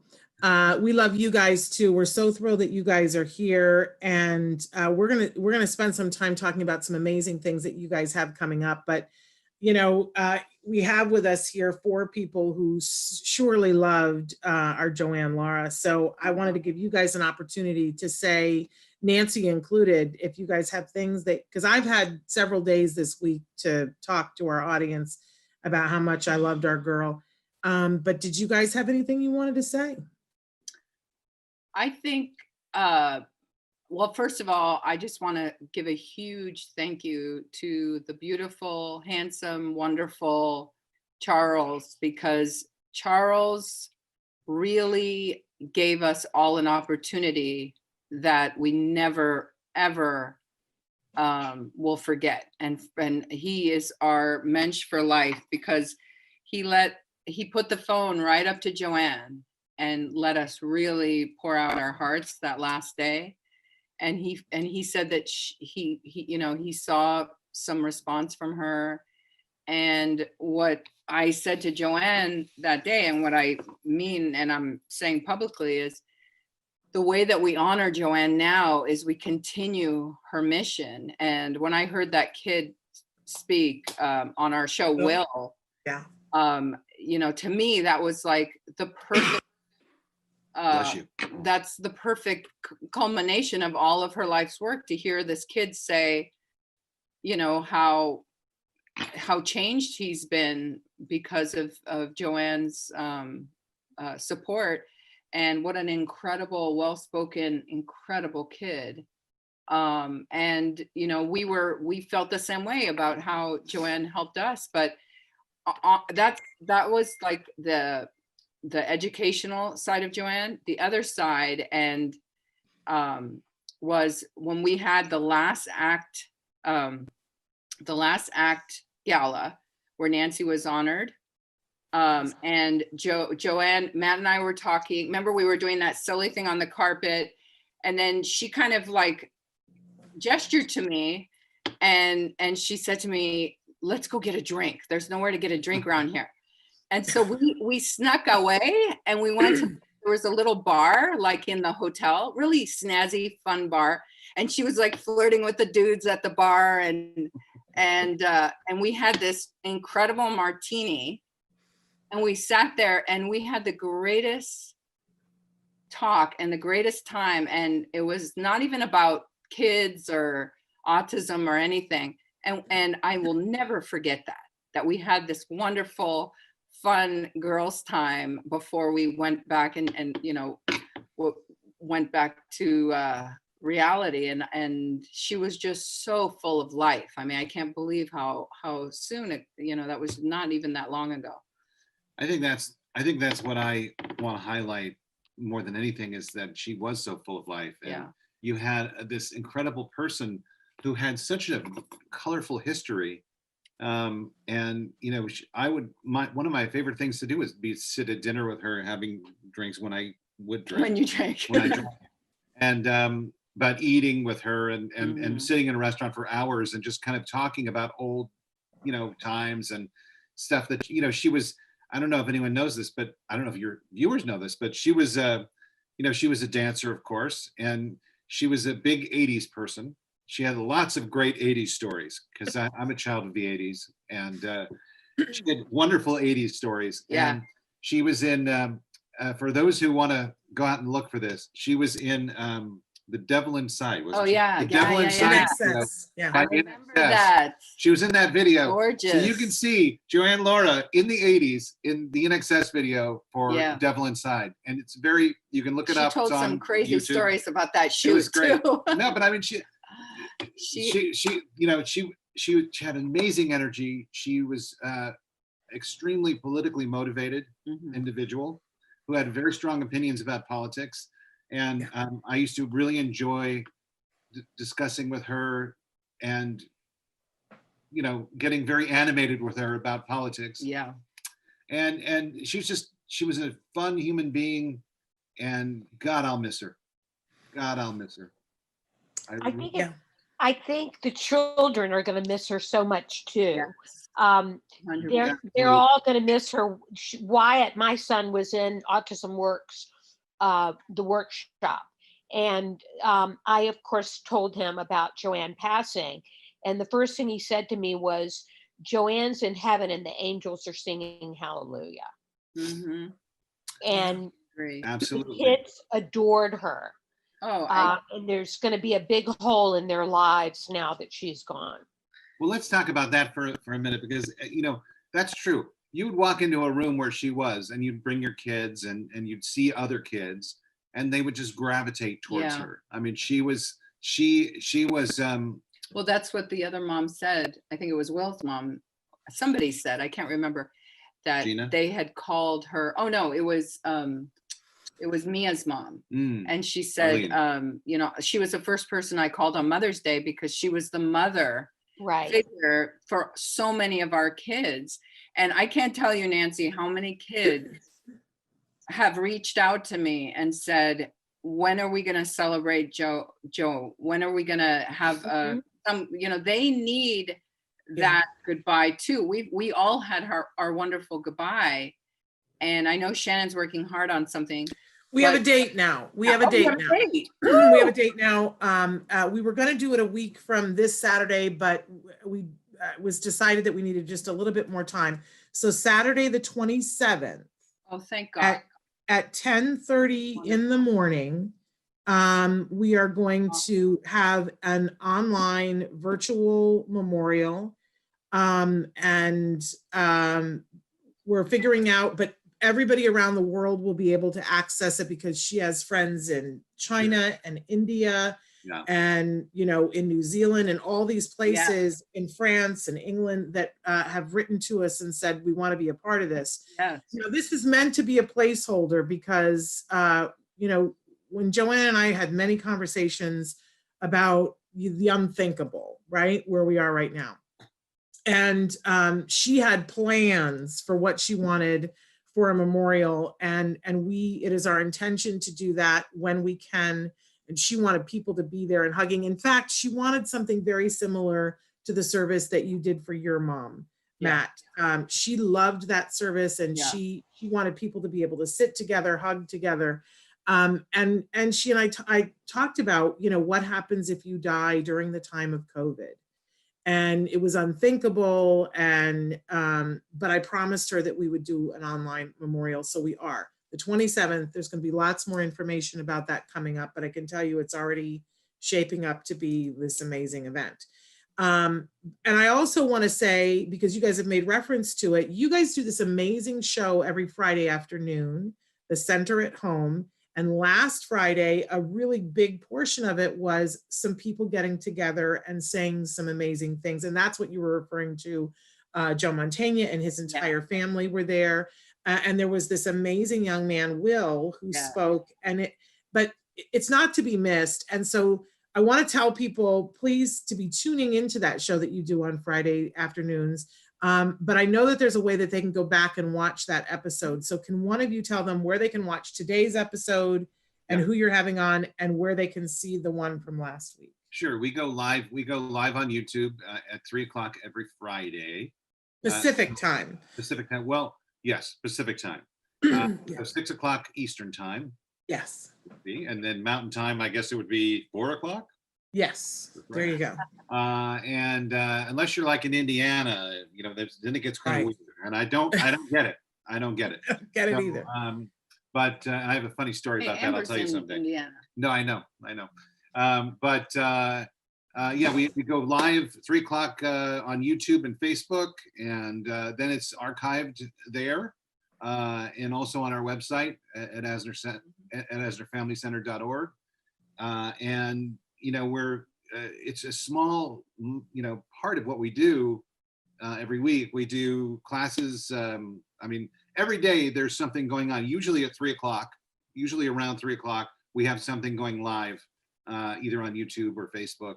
So like us on YouTube, like us on Facebook, and we'll get you going with all that stuff. And this is a great segue because I can, like so many times this week, I can feel Joanne poking me in my back. And she's like, enough, talk about the work. And that's really what we invited you here today to talk about, the work that you're doing at the Ed Asner Center, which Joanne loved. And so I can feel her pushing my rib. Yes, of course. I can feel her pushing my rib going, get to it, Shannon, enough. So the big part of the center, but before, even when we didn't even have a facility, Joanne encouraged me to debut with camp. So one of our motivators of actually being able to debut the center was creating the camp. You know, I created the camp because I didn't want Eddie and Will to have to go back to ESY. But I wanted the camp to be an expressive arts camp. So Joanne, who actually taught me that saying, expressive arts, because I was saying, oh, we have a enrichment camp with arts and this, and then she's like, no, expressive arts camp. So I remember everything she taught me, but the first camp, and I was scared, I won't say a bad word, but I was scared witless. And because I didn't know if I could do it. You know, I've run camps my whole life, typical camps, surf camps, you know, and this was a totally new ball game. And Joanne was shoulder to shoulder with me all day long, worked her tail off. We'd have these downloads where every day she'd give us like we would literally like discuss each student, and she'd tell me, now this is what we do with this guy, and it was the most incredible experience of learning I've had in my whole life. And everything I've done since has been connected to that first camp experience with Joanne. It really has. Well, So tell us about the plans for this year. Yes. And the camp. The plan for this year is my heart breaking to say that I have to formally cancel Camp Ed. Okay.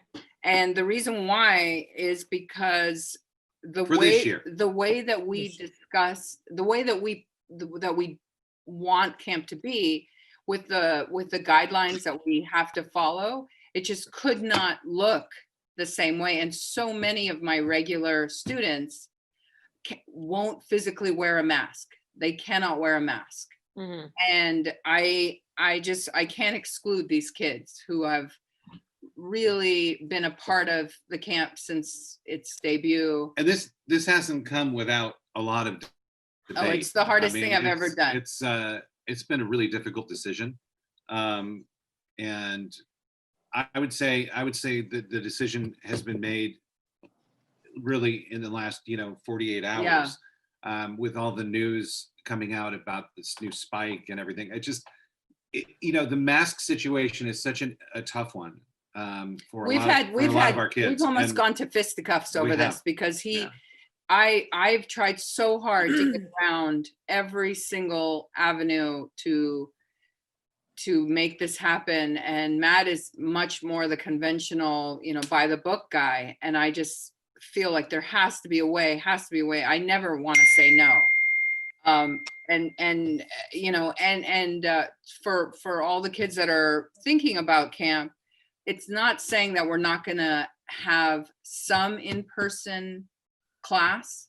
We just can't have 6 hours. a class. We can't have a camp where kids are with us for longer durations of time. It's impossible to have a camp where you don't give them snacks or food or anything. And the food guidelines, the food restrictions were so strict.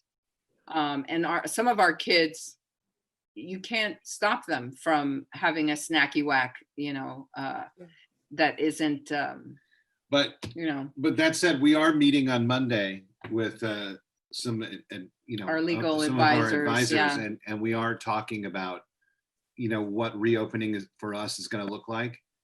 So we will have more information on that probably next week. But it's a complicated time. It really is. I appreciate that you're not trying. Look, there's a lot of people out there that are like, well, we're going to forge ahead, and I don't know that everybody has really thought it through. So I appreciate that you guys are thinking it through and putting safety first. But let's say this though, there's a lot of other things that you are doing. Yeah. Yes. You've been hitting it right out of the park from minute one. I'm so proud of you. So let's talk a little bit about the things that you are doing, because I feel like there's such an opportunity here that, a lot of times we'll have you guys on and we'll talk about the amazing things that you're doing. And a lot of people go, but I don't live in California. Yeah. I can't. And one of the many things that we're like, okay, if we have to take all the bad with this COVID thing, one of the best things has been that people all over the country have been able to participate in the things that you guys it's wonderful. and to do it for free. Yeah. Shut the front door. You guys are amazing. Actually, we've had people from other countries. Yeah, it's really cool. It's been, we've had people from Ireland and England, a lot of England. Okay, well, tell people what they can do and how they can do it. Well, I'm going to go through our week. All right, let's do it. Great. Yeah, I can Do do you it. remember Do you want to do it? No, I'm going to watch you. Okay, she's going to test me now. So Mondays we have music with Judy Langdon, who is our resident music therapist extraordinaire. She's an incredible musician and singer and music therapist, and she, there's a big element of fun to what she does, and she does about 15-20 minutes of sing-song stuff. And she's really the female Mr. Rogers. I mean, she really is. She is the cutest thing. She is going to be our new camp director as well. So artistic, so she's so creative in her programs that every week it's something fun, and that's one of the classes that people from all around the world are really appreciating, is the music therapy class. And how do we access that? Once again, it's on YouTube and Facebook. 3:00 every Friday. Every Monday. I'm sorry, Monday. every Monday. We're still on Scratch Monday. that, reverse, every Monday. Then on Tuesdays we have a special show, which we felt that everyone during this kind of difficult time needed a kind of mental health check-in. So we created this kind of podcast called the Mental Health Check-In with Nava Health and and Krissa. wellness. And so it's really mental health related issues. Mm-hmm. With our mental health director, Krissa Saad, who every week it's a new topic. Every week, a lot of times we bring in holistic people and naturalists and meditation people. But mostly we do parent-driven topics. So one of the topics that we had recently was the disappointment in families that their children didn't have a regular graduation experience. And a lot of the kids were going into a depression because they felt like one thing after the other and one disappointment after the other with this pandemic. And Hey, we got somebody joining us. We got a guest. Hello. I knew it. Hi, we're Hi, on you guys. TV. Hi. Evan, Eddie, Hello. Oh, could people cut off my bangs? cut off your bangs? Yeah. I don't think that's It's- a good It's the real moment of being with the best of the best. Absolutely. Absolutely love it. Shave it. But anyway, I mean, for sure, don't cut off his bangs though. But the health and wellness show is really like it's really a personal project of mine, because I come from such a naturalist background, with my dad being the guy that he was, and I really feel, and Nancy, oh, now we're having the cat. Sorry. Hi, kitty cat. I feel that there's so many things that with anxiety specifically, that natural remedies can help. Before you take anything, we try to bring in every aspect and every opportunity for kids. And we had a wonderful lady come in who started a CBD company.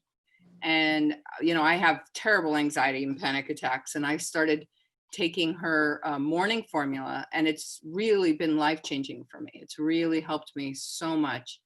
And so those are the kind of things we bring in on the Health and Wellness show. And then on Wednesday, we have art with Aviva. We have character drawing with Aviva. So she takes you through how to draw something. So we've done characters from Up and Inside Out and Animal Crossing, which is this new game that everyone's playing. Yeah. I don't understand, but and then there's and also that Wednesday class, she has kids write in and say what their favorite to give suggestions, because that's more of a animation kind of class that we were doing when the center was open. So Aviva really does take the suggestions of the kids and the fan favorites. And we do all these classes live, except for the music. We do all the classes live so that people can chat, with the teachers while this is happening. So we've done like SpongeBob and basically all the characters. Fan we do favorites. A new character every week. And then on Thursday we have Fitness with Liz, which is a great fitness class, which is a Zoom class, which is live. And Liz is an amazing Liz Luziano. She has worked as a support person for many, many years. She's just an incredibly motivating teacher. She also is, we have her in the center, Camp Ed, for physical fitness. But you got to tell the story of because most of our kids is like Eddie. They're sedentary. I'm trying so hard to get Eddie to get on a diet, and I'm not supposed to say the word diet, but just to get healthier. But Coach Liz takes kids who are really, they don't want to exercise. They don't want to exercise. They're very sedentary. And she creates these like fantasy experiences with them to make them want to exercise. And one of our students, Zoe, is really into The Walking Dead. So she did a whole exercise program with Zoe about they were zombie hunters, and they're going around, and she's doing a full hour of physical fitness. And this kid had no idea that she was working out. She was just having a blast with Coach Liz. Killing zombies. Yeah. So Coach Liz. I love it. Because killing zombies is a very physical thing. And then we have and then on Fridays we have a really packed day. We have Corona Kitchen, which is our cooking class, which is quick cooking lesson every Friday, about 20 minutes. What time is that though? I always miss that. What time is that? Noon. That's at noon. Noon Pacific, 3:00 Eastern. And Shannon, I'd love for you to, because every other week we have a guest from the community do their favorite recipe. It's usually like a really easy to do recipe that most people can do. Today's episode is a bean soup. But I'd love you to do that gluten-free pasta. My God. Oh, sure. It's so easy. That's the only gluten-free dish I've ever tasted. I'll sit down and eat with you. It was incredible. It was incredible. Shannon has lots of gluten-free, cation-free recipes that I've tried. So wow, Nancy's got some good ones too. Nancy's pumpkin pie is the best one. Oh wow, we love pumpkin. That's Eddie's favorite thing. You're both. Which one, Shannon? Your pumpkin pie is the recipe. Oh, my use pumpkin now all pie, the but time. I The have a best. great recipe for gluten-free, dairy-free cauliflower au gratin that tastes just like mac and cheese. Oh, There we go. wow. I gotta I'd- try Yeah. that. That would be a I'd great be one. interested in that. Yeah, Mhm. that sounds Right? Yeah. Love that too. Okay, I but we've love gotten that. off topic. We're talking Okay. about food now. We've gotten off topic. So Then on on- Friday, Corona Kitchen at noon Pacific time, then the center at home. Then Center the at center home at at home at 3. 3. And then And Saturday, then Saturday we have Aviva I'm not- does a yeah. an arts and crafts. So Wednesday is her more animation drawing, and Saturdays she has a totally different. Every week is a totally different arts and crafts, specifically, you know, creative things that you can use around your house and really easy to do arts and crafts. She's amazing. This week. Let's just say Pretty she's amazing. amazing. But This Saturday she's doing some sort of slime thing. Yeah. That's really Mhm. well, cool. of course she is. That kind of freaked me out. But all of these classes people can access just by going to your site or going to YouTube, and they're free. Is that correct? Yeah. 100% free. We you know, they're just free. We want everyone to have an okay time while we're going through this crazy time we're going through, and it's Yeah. important for us to kind of offer this to the people out there. And And there's no age limit on it. So if the parent wants to No. do it with them, you're like, I want to do the animation class. I want to do the fitness class. Do it with your kid. Somebody wrote in and said, right now I'm taking a music therapy and art therapy course to help my son who is stuck at home right now. And that's wonderful, but I'll bet you're paying for it.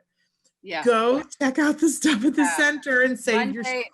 Monday with Judy at 3:00 it's a free That's the class music. and your kid will love it. but then Then also On Saturday, on Saturday oh, night, Saturday nights. we Oh, have, Saturday. Very night. important. Yes. we The have social. a social movie chat that our social director at the center, Chelsea Darnell, does. And basically it's, you watch a movie like Indiana Jones and or, well, that's not a movie, but Raiders of the Lost Ark or Star Wars, or they did like Camp Rock, which I don't even know what that is, but Camp Rock last week. Their group has become so tight and so really like a real social group, like we had planned in the beginning. But they each pick a movie now, so everyone gets an opportunity to pick the movie. But the greatest thing about this is that Chelsea from the inception really helped Chris and I create this group. She's the social director. She has taken this group over and completely taken it off my hands, thank God. But it's a real social club. And Matt and I listen in sometimes, but we give them their space. And it's, you know, we do have a moderator just in case. Not a moderator, but kind But of for everybody who says there's nothing for your teen, there's nothing for your young adult that's social, here it is. Here it is, and it's free, and they can do it online, social distancing. 100%. Draven wants us. And then Draven wants us all to know that Camp Rock is a Disney movie with the Jonas Brothers, and it's important that Draven wants us to. I've been, there we go. And We then- they want the link to the channel too. They want it in the chat. So Traven, get ready to put it in the chat. What is the address, Matt? Oh boy, you see? Yes. well, Okay. I'm not I hope that prepared. Well, maybe well, if, when you maybe just if go on- Shelby is Oh, Shelby well, watching. Shelby, if- can you put it in?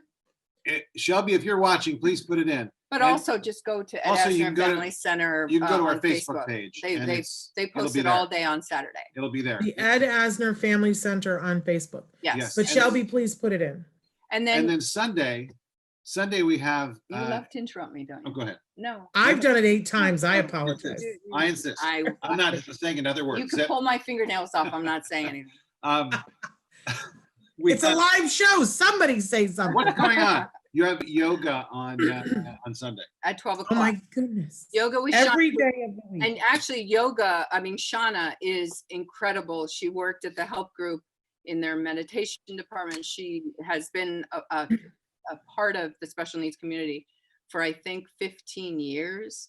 And she is incredible. Even kids that absolutely hate yoga have done a couple classes with Shauna and they're hooked. So that is definitely for the whole family. Yeah. Sundays at noon. Amazing, amazing Shauna. And then most likely we'll be adding new classes throughout the Yes, summer. yes, we have a So- couple really exciting ones because thank God people, not just community members, but vendors are seeing our content and saying, hey, I could do that, you know, where they're not able to see people. And so we've had a couple of really exciting vendors reach out to me that we're gonna have some new programs coming online. But Very cool. we are planning, beautiful Judy, the music therapist and camp ed director, we are planning a version of camp ed to be virtual. And it's not going to be like a virtual camp, because if you're like, you know, if the kids are like Eddie, they've been, I mean, I had a drink. I celebrated yesterday after Eddie finished online schooling. It was the hardest thing I've ever done in my life. It really was. And we had 3 guys doing it separately. So I don't want kids to just get in front of the screen for hours at a time. It's not going to be like that, but we'll talk more about that when we come to it. It's probably going to be most likely in the end of July or beginning of August. Okay, we've only got 8 minutes left, you guys, and we got a lot still we got to talk about, because you got 2 big events that are coming up. Yes. You have your Unity Walk, and we got to talk about the poker tournament. So you got 8 minutes, go. Okay. 8 minutes. So the Unity Walk is really just it's certainly a way we can raise funds during this difficult time, and do it together. And since we can't kind of all congregate in the same place at the same time, we wanted to create a way to kind of go out and be a part of the community and celebrate what we're doing and the community that we want to create while this is all going on. So it's the Unity Walk is that. It's July 4th. We're asking people to get outside with your family and to walk with purpose and with the purpose of community. And that's what we want. But we're not all meeting in a parking lot and walking together. No. You're walking. And we're not saying a virtual walk where people sit at home and don't really walk. You're saying get out, go walk, but in your little pod of your family. Yeah. Exactly. And there's some really fun incentives that people, if they get different tiers of fundraising. We have an incredible graphics partner who has made these amazing logos for us. And so there's different tiers that you can win some of the amazing product. One of them is a mask that I'm not going to tell you about because it's mind blowing. But the main thing is that it's an opportunity for us to be able to continue to give all these online programs for free to the community. We have no other way of fundraising right now. I mean, we have to do these online events. The poker tournament, I think it's going to blow people's minds. I was like, I didn't understand in the beginning, and I'm finally wrapping my head around it, and it's going to be so much fun. It's going to be so much fun. And I think people are really, really going to be surprised. Maybe we should explain that. Yeah, tell us how you're going to hold it. But the date has also changed on the poker tournament, correct? It's not this Saturday. Thank you. When is it? we had originally planned to do the poker tournament this Saturday at Playa Studios in Playa del Rey, which is a great place. Next year, maybe we'll have it there. But unfortunately, we have this situation that we're in that kind of limits the way we can do things. So we kind of hit the drawing board. We came back and said, let's do this virtually. And so we're doing a virtual poker tournament. It is the first of its kind, really. I mean, there've been like tournaments out there that are online, but there's never been anything quite like this. We're going to have, it's going to be a simulcast. So it's basically an online poker tournament with a simulcast. And basically people will be sitting at tables, virtual tables with celebrities. We have a ton of celebrities. It's crazy. That have joined us. Including, can I say Shannon's favorite one? What? Oh yeah, go ahead. Randy Rainbow. Oh, I love Randy. Yay. I thought you were going to say Oprah and James Taylor. But I love Randy Rainbow, but if you can get Oprah and James Taylor, I will plot. I'll work on it for you. Yeah. Okay. All right. We're going to have some interesting things going on. So we have incredible talent that are going to play and take part in this. Mia Farrow's going to take part in it. Oh, wow. That's huge. Ben Affleck is going to be a part of it. Wow. Jack Black, Brad Garrett. You've got some great names. That's Ro- amazing. Rosie O'Donnell will be a part of it. Tom Hanks. Tom Hanks. Okay. Part of it. So it's my, you know, I'm going to be honest with you. My heart is A flutter. a flutter You're a because flutter. you know it's just been a great time to kind of talk to these people about getting involved. So I'm glad that they're getting involved, and we have some interesting, fun things for people to do at this Yeah, tournament. it's So going to be really it's going to fun. be a poker tournament, so it's going to be fun to watch. We're going to have Zoom-like atmosphere, so it'll be zooming in with people, checking in with them. It's a serious poker tournament, so people will be playing poker. And then we have an interesting thing. If you take a celebrity out at this tournament, you actually are going to get a T-shirt that says, "I took a celebrity out at the Ed Asner Love it. and Friends Poker Tournament," and it'll be signed by the celebrity that you actually took out. And a lot of people don't know what taking out means. So let's say that. So if you're playing poker with Ben Affleck and you force Ben Affleck to lose all of his money, then Ben Affleck is going to sign a shirt and you're going to get that shirt. Okay. I love it, you guys. Then we're also All right, we've got about a minute and a half, so bring it home. We're also going to have an auction, a great auction, an online auction that's going to have all sorts of great things. But the one thing that we're really going to have is every celebrity that's taking part in this is going to wear and sign the Ed Asner and Friends Poker Tournament jersey, which will have their names on the back, and they'll be able to sign it, and you can bid on those jerseys. So that'll all take place August 29th. August 29th. But the greatest thing is that it's not just in Playa del Rey. This is going to be. No, it's worldwide. It's this global. is going to be our friends in England and our friends in Yes. you know, all around the world are going to be able to enjoy and be a part of this.